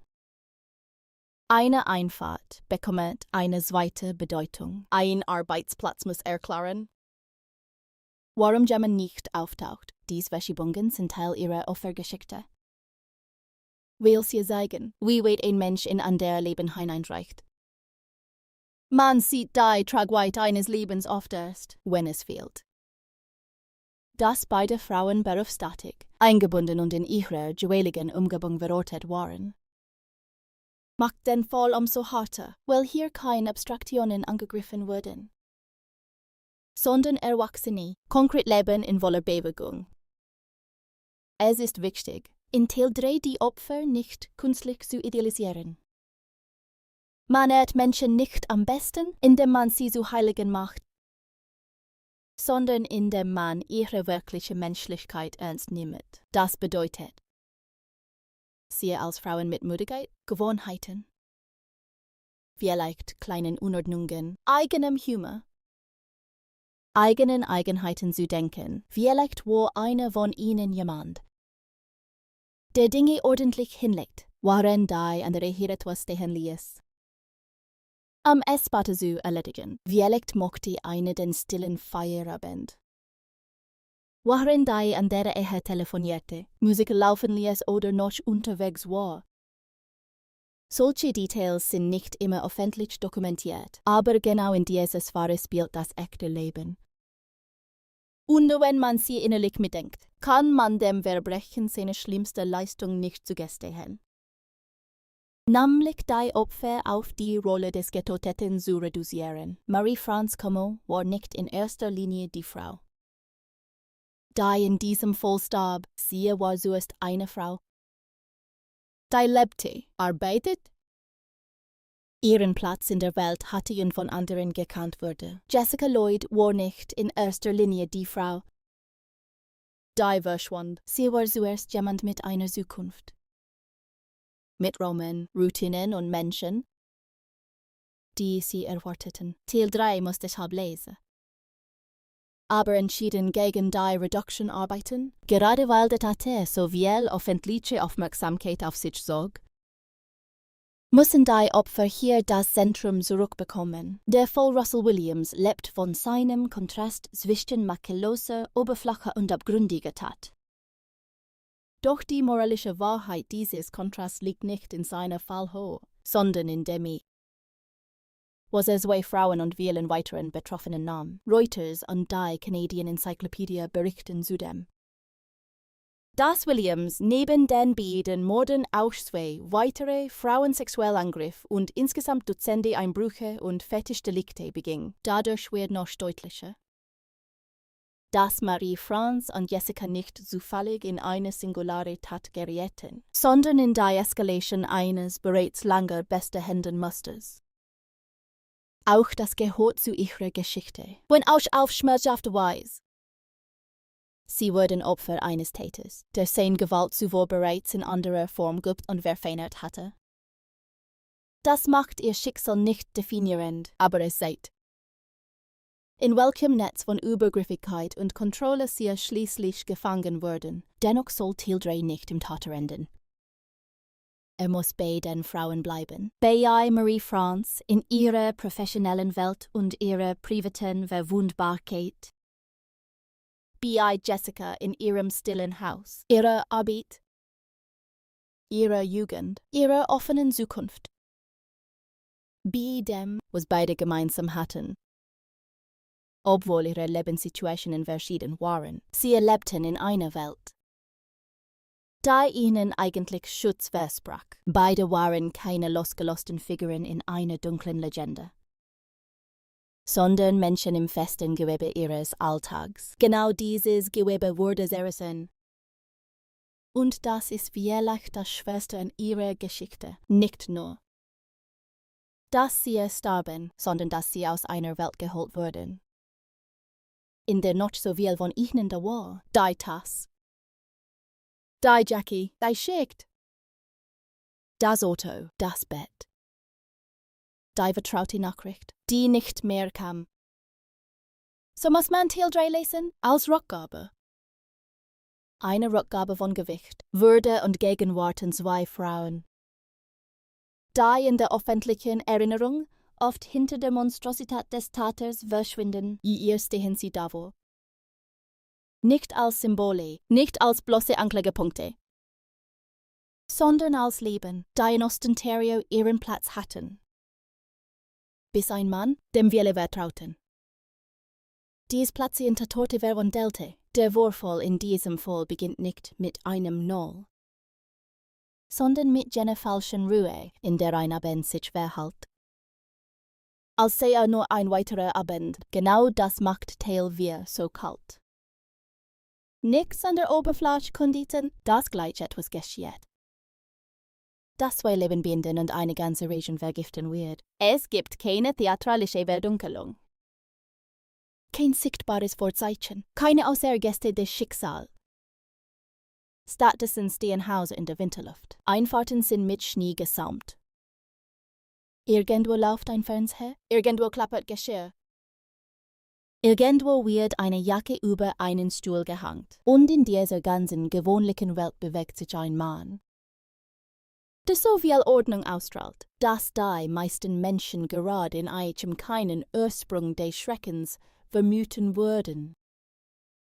Russell Williams war zu diesem Zeitpunkt nicht nur irgendein Fremder auf dunklen Straßen, sondern ein hochrangiger Offizier, der sich zwischen offizieller Autorität und privatem Abgrund mit erschreckender Geschmeidigkeit bewegte. Später bekannte er sich schuldig, Marie-France Como und Jessica Lloyd ermordet zu haben, nachdem zuvor bereits in zahlreiche Häuser eingedrungen war.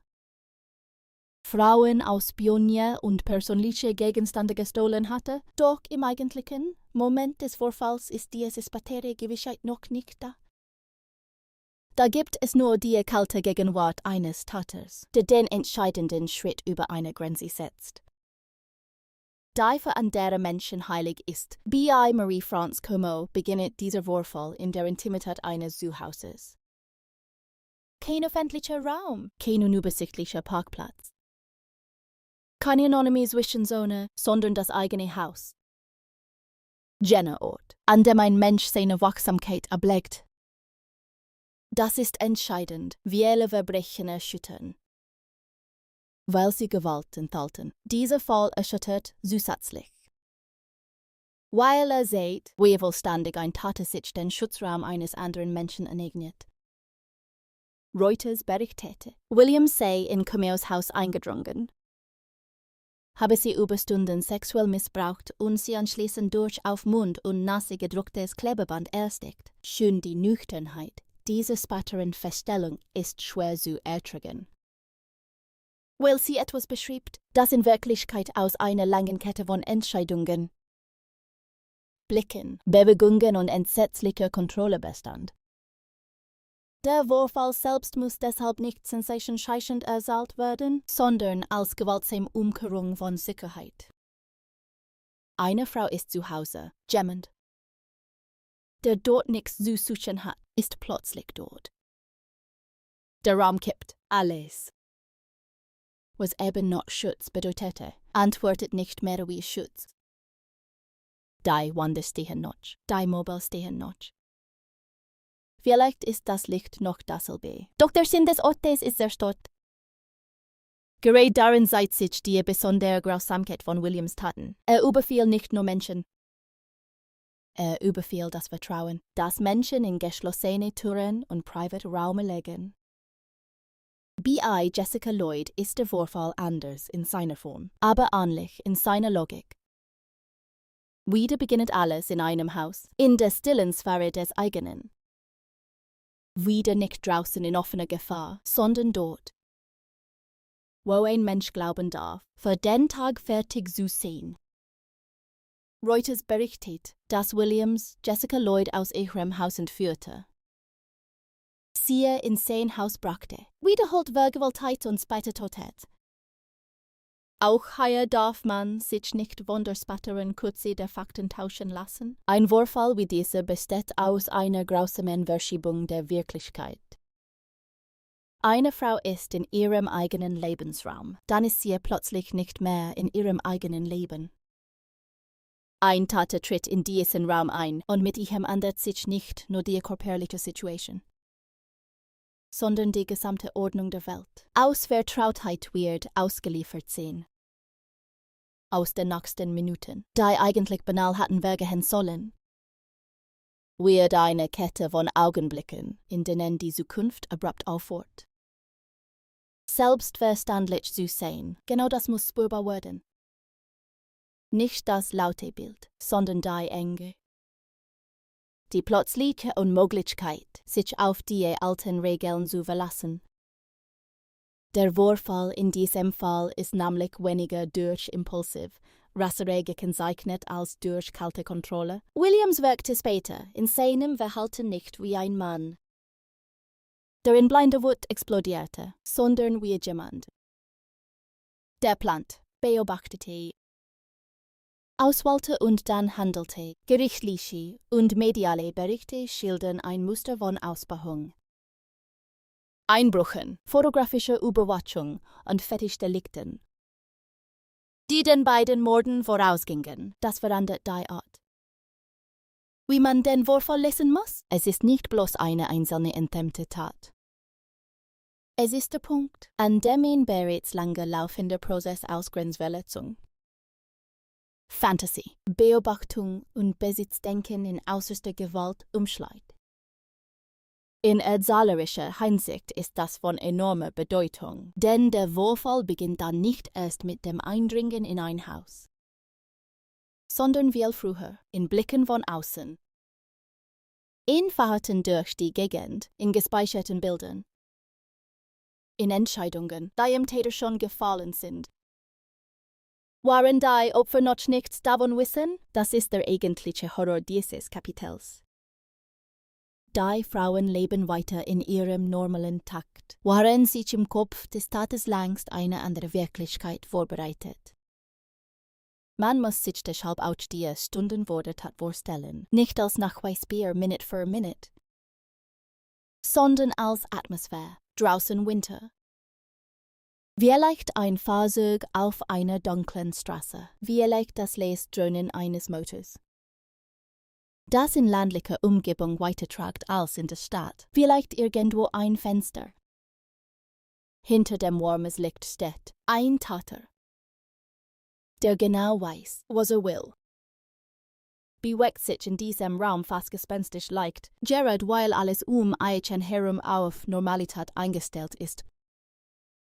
Das ist die bittere Logik des Vorfalls. Nicht Lamm schützt vor Verbrechen, sondern Wachsamkeit. Und Wachsamkeit ist im eigenen Zuhause nie dauerhaft ganz oben. Genau deshalb ist der Einbruch in die Privatsphäre eine so radikale Tat. Er trifft Menschen dort, wo sie am wenigsten damit rechnen müssen, dass die Welt ihnen feindlich antwortet. Für die Außenwelt beginnt der Vorfall zunächst als Störung im Ablauf. Im Fall Jessica Lloyd etwa dadurch, dass sie nicht so arbeit erscheint und ihr Auto noch vor dem Haus steht. Reuters nennt genau diese Beobachtung als frühen Alarmmoment. Diese kleine Verschiebung enthält schon das ganze Grauen in embryonaler Form. Ein Auto ist da. Der Mensch nicht. Das ist keine normale Abwesenheit. Es ist das erste sichtbare Zeichen, dass die Ordnung nicht bloß unterbrochen, sondern aufgebrochen wurde. Der Vorfall hat also immer zwei Ebenen. Innen geschieht die Tat, außen geschieht zunächst nur Unverständnis. Jemand wundert sich, jemand ruft an, jemand merkt, dass etwas nicht stimmt, ohne schon zu wissen, wie schlimm es ist. In Marie-France Fall muss dieser Übergang ebenso scharf gewesen sein. Ein Zuhause, das eigentlich Rückzug bedeutete, wird plötzlich zum Ort einer Gewalt, die später aktenkundig, fotografisch dokumentiert und juristisch erfasst wird. Im eigentlichen Augenblick aber nur aus Angst, Zwang, Atem, Körper und stillste Hände Zeit besteht. Gerade weil beide Taten in oder aus dem privaten Raum der Opfer heraus geschahen, ist der Vorfall in diesem Fall nicht nur körperlich, sondern ontologisch verandert. Was ein Haus bedeutet, wo es später von außen auf diese Gebäude blickt. Seit Wände, Fenster, Terrain werden voll kennt. Sieht Bruch, kein Tat zerstört nur den Körper eines Opfers. Er zerstört mit ihm auch die symbolische Sicherheit des Ortes, an dem die Tat geschieht. Das gilt hier in extremer Weise. Williams trug nach außen die Zeichen von Rang. Vernunft und Führungsstarke und nutzte gerade diese kontrollierte Außenhaut, im verborgenen Raum zu betreten. Die IHM niemals hatten offen stehen dürfen. Das macht den Vorfall nicht nur brutal, sondern sinnig. Die Gesellschaft hat IHN mit Vertrauen ausgestattet.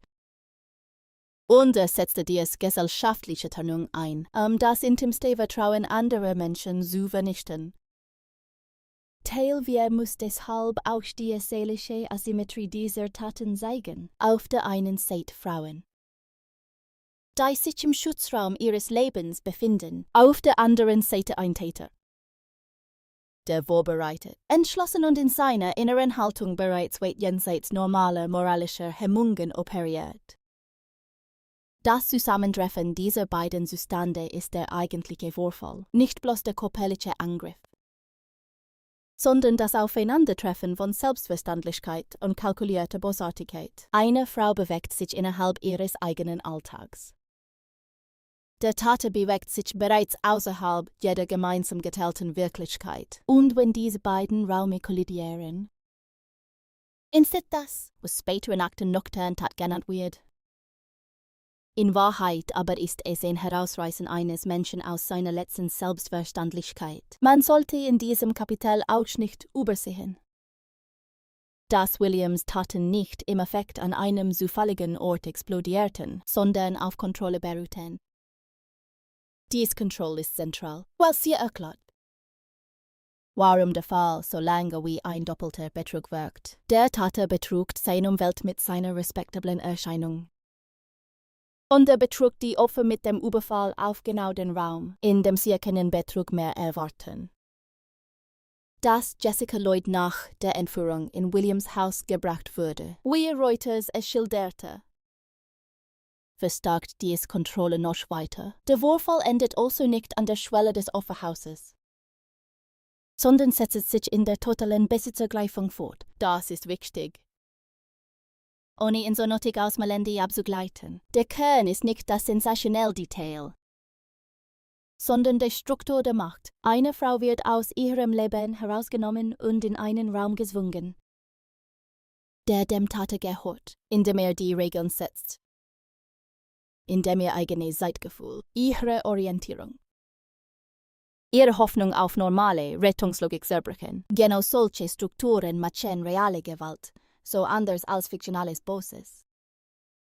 Sie leben nicht von dunkler Magie, sondern von Planung, Dominanz und einem erschreckenden Maß an innerer Kälte. Wie Marie France Camille bestand diese Kälte in der Dauer und dem bewussten Ausschalten der Qual des anderen.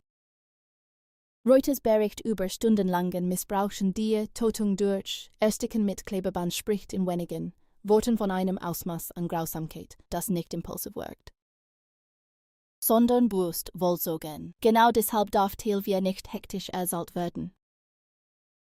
Muss langsamer sein, enger.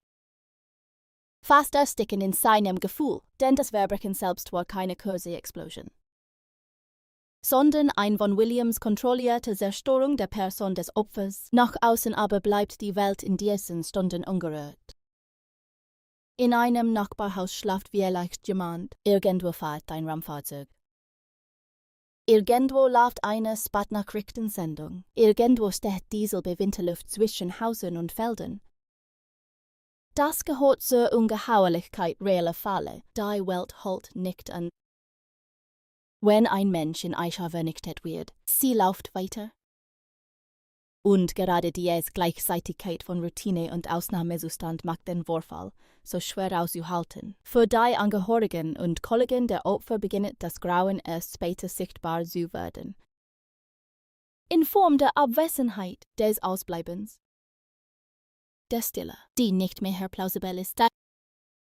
Doch im Zentrum dieses Tales steht die unsichtbare Phase davor, die standen, in denen ein Täter freie Macht über einen Menschen gewinnt, ohne dass die Außenwelt schon weiß. Das sie jetzt bereits suspekt ist. Diese Seite ist im Rückblick fast unerträglich. Weil man sie nicht reparieren kann, man kann nur versuchen, sie in ihrer Struktur zu verstehen. Ein Mann, der Gewalt beobachtet und geplant hat, überschreitet die Grenze zu einem Leben, das ihm nicht gehört. Er nimmt sich Zugang, Kontrolle, Körper, Zeit. Das ist der Vorfall in seiner reinsten Form, kein Schicksal, kein Zufall, keine Verkettung unglücklicher Umstände. Eine Handlung, eine bewusste, wiederholte, vorbereitete Handlung.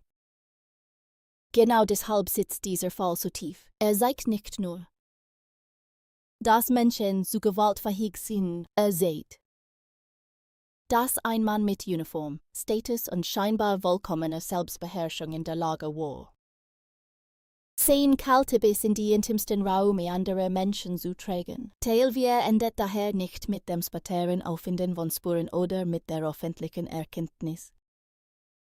Er endet in jener dunklen Schwelle, an der die Frauen bereits aus ihrer normalen Welt gerissen sind.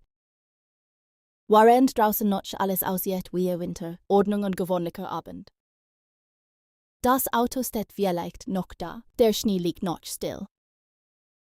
Das Haus sieht von außen unverändert aus, und doch ist im Inneren bereits etwas zerbrochen. Das keine Ermittlungsarbeit, kein Urteil und keine spätere Erklärung je wieder ganz zusammensetzen wird. Der Tatort in diesem Fall ist kein einzelner stiller Punkt auf einer Karte, sondern ein System von Räumen, in denen die Wahrheit sich Stück für Stück gegen die perfekte Fassade des Täters durchsetzt. Genau das macht Teil 5 so beklemmend. B.I. Russell Williams begann die Spurensprache nicht dort, wo Ermittler sofort einen fertigen, eindeutigen Täter vor sich hatten, sondern dort, wo Häuser, Einfahrten, Schnee, Reifenabdrücke und die kleinsten Störungen des Alltags anfingen, gegen Eichen zu sprechen. In Fällen wie diesem sieht der Tatort zunächst oft noch wie gewöhnliche Welt aus. Eine ländliche Straße bei Belleville, ein Haus in winterlicher Stille, eine Einfahrt, an deren Rand sich Schnee aufschiebt. Ein Schlafzimmer, das nach außen seine Form behält. Obwohl im Inneren bereits alles entstellt wurde, gerät while Williams seinen Taten Orten beging. Die eigentlich Schutzversprechen, wo die erste kriminalistische Arbeit nicht nur Spurensicherung, sondern eine Art gewaltsames Übersetzen des Unvorstellbaren in Beweis. Bei Jessica Lloyd bedeutete das zuerst, dass etwas im Ablauf ihres Lebens nicht mehr stimmte. Sie erschien nicht zur Arbeit. Ihr Auto stand noch vor dem Haus. Und genau diese Kombination aus Anwesenheit der Dinge und Abwesenheit des Menschen machte die Lage sofort unnatürlich. Reuters berichtete, dass Lloyd Ende Januar 2010 aus ihrem Haus verschwand und ihr Fahrzeug noch dort stand. Als andere bemerkten, dass etwas nicht in Ordnung war. Sprache der Ermittlungen ist das der erste echte Riss. Ein Auto bleibt zurück wie ein stiller Zeuge. Es beweist nichts für sich allein, aber es widerspricht jeder normalen Erklärung des Wegehens. Niemand, der freiwillig aufbricht, lässt den Alltag in genau diese Form zurück. Wenn alles an seinem Platz bleibt und nur der Mensch fehlt, so beginnt der Tatort in diesem Fall als Negativform, als Leerstelle mit harter Kontur. Das Haus ist da, das Auto ist da. Der Mensch ist weg. Die Polizei muss jetzt die Umgebung lesen. Als habe sie eine verbogene Grammatik. Genau in diesem Moment wird der Winter selbst zu einem Ermittler. Denn Schnee ist in Mordfällen nie nur Kulisse. Konserviert und verrät. Deckt zu und zeichnet gleichzeitig ab. Im Fall Lloyd wurden distinctive Tire Tracks im Schnee nahe ihrem Haus zu einem der ersten wirklich belastbaren Hinweise. Die Sucher und Beamten standen nicht vor einem spektakularen Bild, sondern vor einer kalten, stillen Landschaft, in der sich ein Fahrzeugmuster in die Oberfläche der Nacht eingeschrieben hatte. Wikipedia fasst den Ablauf mit Verweis auf zeitgenössische Berichte so zusammen, dass Ermittler markante Reifenspuren in der nördlichen Baumlinie ihres Grundstücks entdeckten. Ungefähr 100 Meter von ihrem Haus entfernt, und dass diese Spuren später mit Williams' Nissan Pathfinder in Verbindung gebracht wurden. Forensisch trocken klingt, ist erzählerisch von enormer Kraft. Denn plötzlich antwortet die Landschaft, nicht mit Worten, sondern mit Druckmustern im Schnee, mit jener kalten Präzision. Die keinen moralischen Zorn kennt und gerade deshalb so verlässlich ist, der Tate mag geschniegelt auftreten, befordert werden, befehlen und repräsentieren. Aber Gummi im Winter lockt nicht. Teil 5 lebt genau von diesem Gegensatz. Ein Mann kontrolliert sein Gesicht, sein Stimme, sein Gestern. Der Boden unter seinem Faser kontrolliert nichts. Speichert, hält fest. Verrät. Der Tatort war damit bei Jessica Lloyd nicht nur das Innere des Hauses, aus dem Sie verschwand, sondern aus der Außenraum. Die Einfahrt, der Schneerand, die Linie zum Straßenraum, die Baumkante, der Ort, an dem ein Fahrzeug so nah an ihr Leben herangerückt war. Die ersten Hinweise in großen Fällen sind oft demütigend und klein, kein großes Schild. Kein offener Fingerzeig, sondern Druck. Richtung, Distanz. Aber genau diese Nüchternheit macht sie so mächtig. Ermittler mussten die Szene lesen wie ein Uhrmacher ein bestgedeihtes Werk. Wo kam das Fahrzeug her? Wie tief war der Abdruck? Welche Reifenbreite, welche Wiederholung des Profils? Welche Lage im Verhältnis zum Haus? War das ein Zufallsfahrer?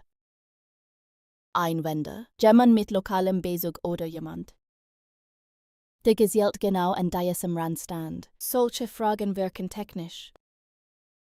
Doch sie tragen in Wahrheit die ganze Moral eines Mordfalls. Denn jede brauchbare Antwort bringt die Ermittler einen Schritt weg von dem ungerichteten Schrecken und einen Schritt nahe an das konkrete Handeln eines Menschen. Die Reifenspuren wurden genauso zu einem Wendepunkt. Reuters und spätere Zusammenfassungen halten fest. Das die Ontario Provincial Police Anfang Februar 2010 gezielt Fahrzeuge im fraglichen Korridor kontrollierte und dass ein Beamter die Übereinstimmung zwischen dem Reifenmuster von Williams SUV und den Spuren nahe Lloyds Haus bemerkt. Ist aber in diesem Fall mehr als die Schneespur eines Wagens. Ist auch das Haus selbst! Und ein Haus wird nach einer solchen Tat in 2 Schichten lesbar. Für Außenstehende bleibt es zunächst ein Gebäude, für Ermittler ist es ein Speicher letzter Bewegungen. Die Tür, die Fenster. Mögliche Eintrittswege, der Zustand des Schlafzimmers. Die Lage einzelner Gegenstände, die Unterbrechung des Gewöhnlichen wird zu einer Frage. Wurde hier überraschend überrumpelt, gab es Anzeichen für langere Kontrolle. Was wurde berührt? Was fällt? Was ist verstellt? Was ist noch unheimlicher? Weil es vollkommen normal aussieht, gerät B.I. Williams Wardies Arbeit besonders verstorend. Weil seine Delikte nicht auf rohe Verwüstung setzten, sondern oft auf ein kaltes Eindringen. Beobachten, fixieren und mitnehmen. In der späteren Aufarbeitung wurde deutlich, dass über Jahre in Hause eingedrungen war. Frauen fotografisch auspackte, Unterwäsche und andere persönliche Stücke stahl und die Intimsphäre seiner Opfer archivierte wie ein Besessener mit militärischem Ordnungssinn. Reuters berichtete, dass Ermittler nach seiner Festnahme in seinem Haus versteckte Andenken, Fotos, Datien der Übergriffe und Material fanden. Dass er systematisch aufbewahrt hatte, der Tatort in diesem Fall eine zweite Ebene. Ist nicht nur der Ort, an dem eine Tat geschieht, sondern der Ort, an dem ein Täter versucht. Kontrolle zu materialisieren. Williams hinterließ keine chaotische Raserei, sondern die kalte Signatur eines Mannes, der Besitz über Menschen, Räume und Bilder wollte. Das macht die ersten Hinweise so wichtig. Weil sie die Signatur schon andeuten, bevor sie nehmen gültig feststeht. Auch beim Mord an Marie-France Como war der Tatort nicht bloß das spätere Wissen ihren Tod, sondern das Konkrete. In dem Schlachtfeld ihres eigenen Hauses. Global News fasste die spätere Gerichtsverhandlung so zusammen. Dass Williams in ihr Haus eindrang. Mit einer vorbereiteten Tasche kam und in einem Kellerbereich auf sie wartete. Bevor die Tat eskaliert. Eine vorbereiteten Tasche mit mitgebrachten Gegenständen verändert die Bedeutung des Tatorts radikal. Denn damit wird der Schauplatz nicht mehr nur zu einem Ort, an dem etwas geschah, sondern zu einem Ort, den der Täter bereits in Gedanken in Besitz genommen hatte. Noch bevor das Opfer überhaupt merkte, dass es Gefahr gab. Ein Tatort dieser Art spricht nicht nur von Gewalt, sondern von Absicht.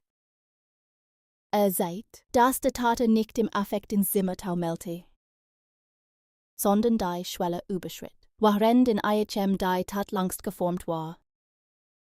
Für Forensiker ist das von großer Bedeutung. Vorbereitung hinterlässt andere Logik als Spontaneität.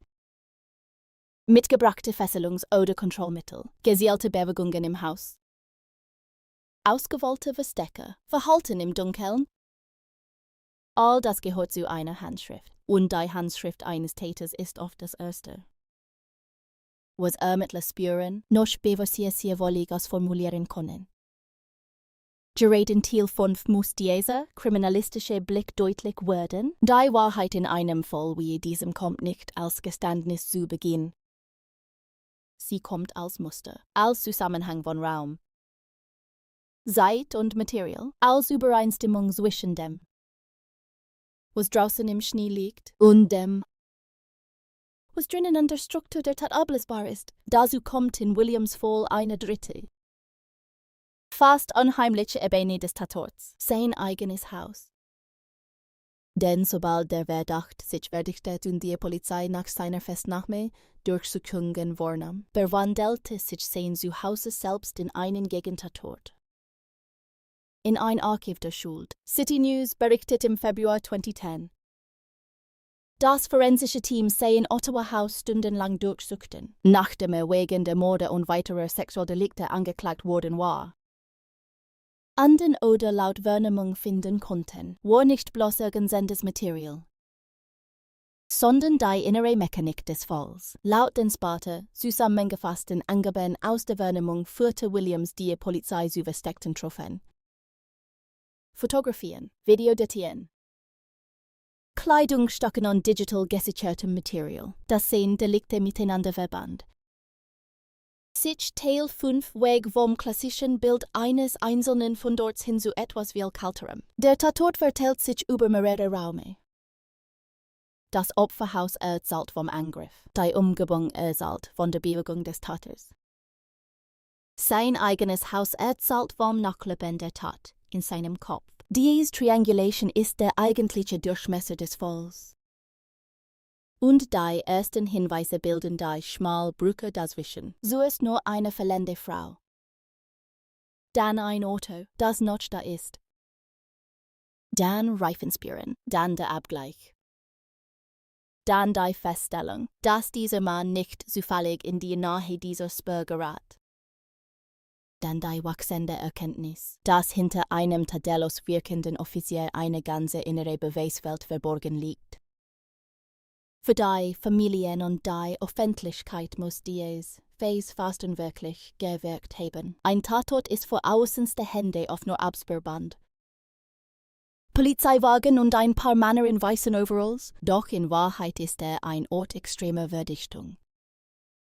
Jedi Facer, Jade Druckstelle. Jedes verlernte oder falsch platzierte Detail kann in IHM die Richtung des Falles verändern. Im Russell Williams Komplex war genau diese Verdichtung entscheidend. Weil die ersten Hinweise nicht emotional, sondern sachlich stärker waren als sein Image. Das ist kriminalistisch fast schon in seiner Art, Rang. Auftreten und soziale Status können Menschen tauschen, ein Reifenprofil nicht. Ein digital gespeichertes Bild nicht, ein gestohlener Gegenstand nicht. Ein Bewegungsmuster zwischen Häusern nicht, je mehr diese Dinge zusammenfielen. Desto weniger blieb vom Schutzmantel seiner öffentlichen Person übrig. Teil 5 muss deshalb als langsames Gegenbild zu seiner Fassade funktionieren. Während Williams jahrelang von Kontrolle lebte, beginnt nun die Welt IHN herum. IHN zu kontrollieren, der Schnee nimmt Maß. Das Haus bricht. Die Sachlogik wird präziser. Die Durchsuchung seines Hauses dreht den Blick und macht aus dem scheinbar neutralen Offiziersleben einen materiellen Knotenpunkt der Taten. Genau dort kippt der Fall endgültig von einer unheimlichen Serie in eine konkrete Beweisarchitektur. Und dennoch bleibt die menschliche Seite dieses Kapitels entscheidend, denn jeder dieser Hinweise bedeutet für Angehörige nicht nur Fortschritt, sondern Verlust in festerer Form. Ein Reifenspurenvergleich mag für Ermittler ein Erfolg sein. Für die Familie von Jessica Lloyd ist die Bestätigung, dass dies kein Missverständnis, kein freiwilliges Verschwinden und kein glücklich auflösbares Rätsel mehr ist, sondern der Weg hinein in die Wirklichkeit eines Verbrechens. Jeder gesicherte Gegenstand, jede forensische Übereinstimmung, jede Durchsuchung, jede dokumentierte Date sieht die Sache aus dem Bereich des Hoffens in den Bereich des Wissens. Und Wissen kann in solchen Fällen fast brutaler sein als Angst, weil es dem Albtraum Form gibt. Genau deshalb endet Teil 5 nicht triumphierend, sondern mit kalter Klarheit. Der Tatort hat gesprochen, nicht laut. Nicht auf einmal, aber deutlich genug. Die ersten Hinweise haben sich nicht im Nebel verloren, sondern begonnen. Eine Linie zu sehen, die von einem Haus im Winter über Spuren im Schnee bis in die verborgenen Räume eines hochdekorierten Offiziers führt. Die Oberfläche der Welt sieht noch immer nach Ostontario aus, nach Landstraße. Winterlicht und geordnetem Leben, aber unter dieser Oberfläche ist nun etwas sichtbar geworden, das sich nicht mehr zurückdrängen lässt. Ein Muster aus Raum, Kontrolle, Material und Gewalt. Das zum ersten Mal nicht nur Angst auslöst, sondern einen konkreten Mann meint. Teil 6 beginnt an einem Punkt, an dem die Ermittlungen nicht mehr nur gegen Dunkelheit arbeiten, sondern gegen Täuschung. Das ist ein entscheidender Unterschied. In vielen Gewaltfällen ist der Täter zunächst ein leerer Raum. Eine Abwesenheit might folgen. Im Fall Russell Williams war irgendwann etwas viel Unheimlicheres. Ein anwesender Mann mit gutem Ruf. MIT-Rang, MIT-Disziplin. Mit einem Gesicht, das in Sitzungen, auf offiziellen Terminen und in militärischen Zusammenhängen nicht wie das Gesicht eines Sexualtäters und Morders wirkte. Genau deshalb geraten die Ermittlungen in diesem Kapitel in ihre eigentliche Sackgasse. Nicht, weil es keine Hinweis gäbe, sondern weil die Wahrheit sich hinter einer gesellschaftlich hoch akzeptierten Form verbirgt. Die Polizei hatte nach dem Verschwinden von Jessica Lloyd bereits etwas in der Hand. Das Belastbare war als bloßes Bauchgefühl. Markante Reifenspuren nahe ihrem Haus. Die Spuren führten dazu, dass Ermittler Fahrzeuge im fraglichen Gebiet überprüften. Und dabei fiel Williams Nissan Pathfinder auf, weil sein Reifenprofil mit dem Muster im Schnee übereinstimmte. Das war einerseits ein starkes forensisches Signal, andererseits aber noch nicht das Ende der Arbeit. Ein Reifenabdruck allein verhaftet keinen Mann für 2 Morde, Dutzende Einbrüche und eine lange Serie sexualisierter Übergriffe. Öffnet nur die Tür zu jenem Raum, in dem nun alles geprüft werden muss. Von außen betrachtet mag der Fall an dieser Stelle fast schon gelost wirken. In Wahrheit beginnt hier erst die gefährlichste Phase der Ermittlungen. Denn sobald ein Verdächtiger mit so hohem sozialem und institutionellem Gewicht in den Mittelpunkt rückt, muss jeder Schritt doppelt abgesichert sein. Bei einem Unbekannten aus dem Rand der Gesellschaft genügt oft schon weniger, IHN offentlich und intern massiv zu belasten. Bei einem Oberst, dem Kommandeur von 8 Wing Trenton, der das Vertrauen des Militärs und der Öffentlichkeit über Jahre verkörperte, reicht das nicht. Die Polizei musste deshalb nicht nur Hinweise sammeln, sondern eine Mauer durchdringen, die aus Status, Wahrscheinlichkeit und Image gebaut war. Williams war offiziell der Kommandeur des größten Luftwaffenstützpunkts Kanadas und diese Rolle verlieh ihm nicht nur Autorität, sondern auch eine Art soziale und Antasparkie. Genau darin lag die Sackgasse. Alles an seinem Lebenslauf schrie nach Kontrolle, nicht nach Entgrenzung. Alles an seinem Auftreten sprach für Disziplin, nicht vor nachtlicher Einbrüche in Schlafzimmer. Alles in seiner Karriere deutet auf Verantwortung, nicht auf die heimliche Sammlung gestohlener Unterwäsche, voyeuristische Fotos und spätere Mordhandlungen. Doch die Ermittlungen hatten es nun nicht mehr mit einer Atmosphäre zu tun, sondern mit einem Mann, dessen bürgerliche und institutionelle Fassade gegen die Schwere der Indizien stand.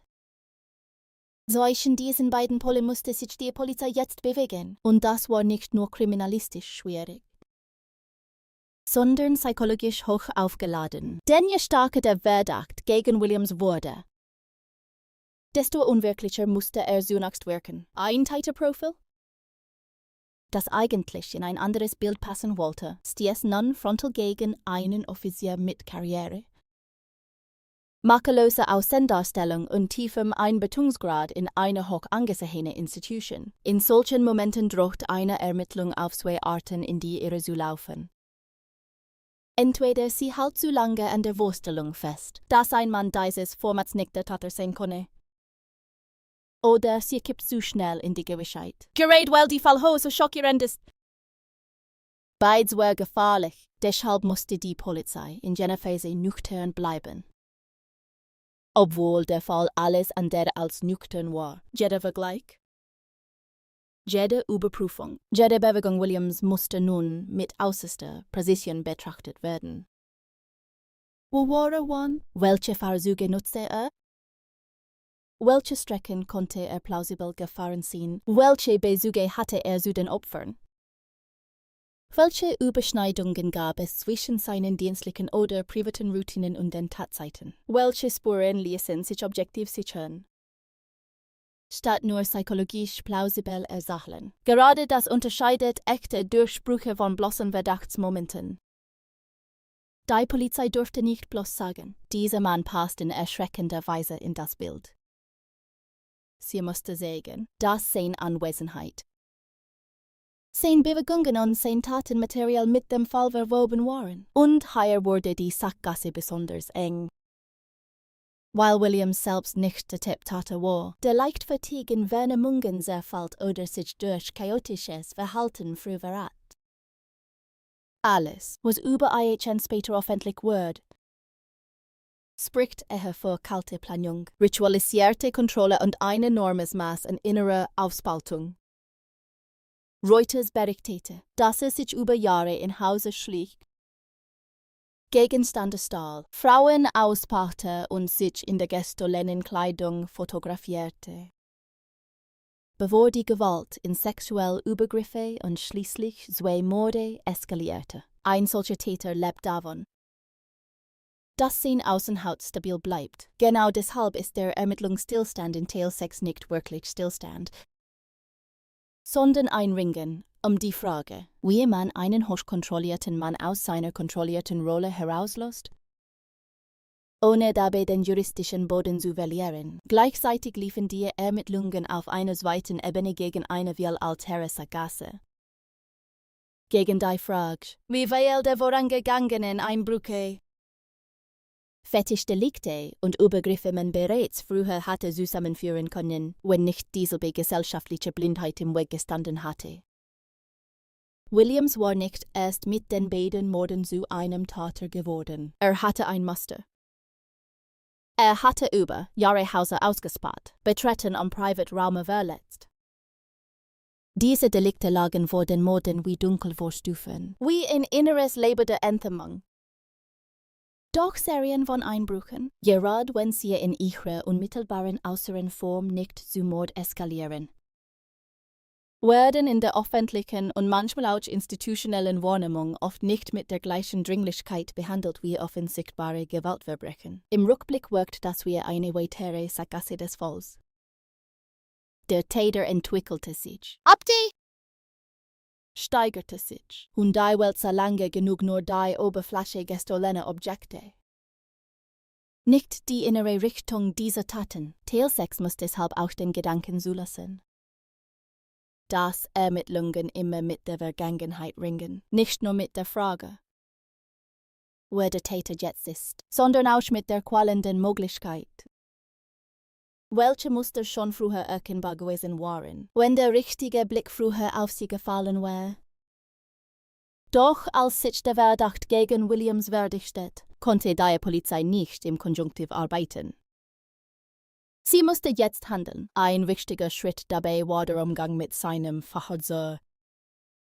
Der Vergleich der Reifenspuren brachte IHN in einen gefährlich engen Radius Jessica Lloyds Haus. Aber selbst dieser Fund bedeutete noch keine sofortige moralische Klarheit. Ein Verteidiger kann einwenden, dass ähnliche Reifen existieren, dass Bewegungen in landlichen Räumen nicht automatisch Tatbeteiligung bedeuten, dass ein Fahrzeug in der Nähe eines Hauses noch keinen Mord beweist. Genau deshalb blieb die Ermittlung zunächst in dieser harten Zwischenzone. Zu viel Williams noch als bloß entfernte Möglichkeit zu behandeln, aber noch nicht genug, den gesamten Fall nur auf die Stärke eines Reifenspurenabgleichs zu stellen. An dieser Stelle wird die Sackgasse fast körperlich spürbar. Die Polizei weiß, dass sie nahe dran ist. Der Verdacht hat Gewicht, doch gerade weil der Fall so gravierend ist, darf man nicht springen, wo man gehen muss. Also wird weiter geprüft, weiter gesichert, weiter gesucht, und dann beginnt sich das Bild von innen her zu verändern. Mit der Festnahme und den anschließenden Durchsuchungen von Williams Haus brach nicht nur seine äußere Fassade an, sondern auch die innere Archivwelt auf. Da es sich aufgebaut hatte. In seinem Haus fanden Ermittler nach den später öffentlich gewordenen Angeben nicht bloß harmlose oder zufällige Gegenstände, sondern Trophäen, Gestohlenkleidung, Digitalbilder, Dateien und Material. Das seine Delikte in erschreckender Weise dokumentierte. Hier endet die eigentliche Sackgasse der Ermittlungen.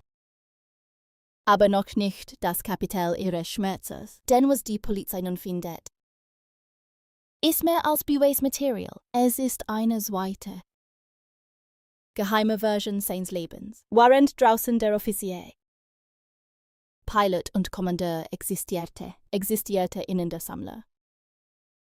Beobachter, Eindringling und Morde. Dies Kluft ist das Herz des Volks und sie erschlagt in Teil 6 mit voller Wucht. Die Ermittler müssen nun nicht lange vermuten, dass sie es mit einem Mann doppelter Natur zu tun haben. Sie sehen das System vor sich. Das Material aus seinem Haus ist keine einzelne Entgleisung, sondern ein geordnetes Muster von Grenzverletzung, Überwachung und Besitzdenken.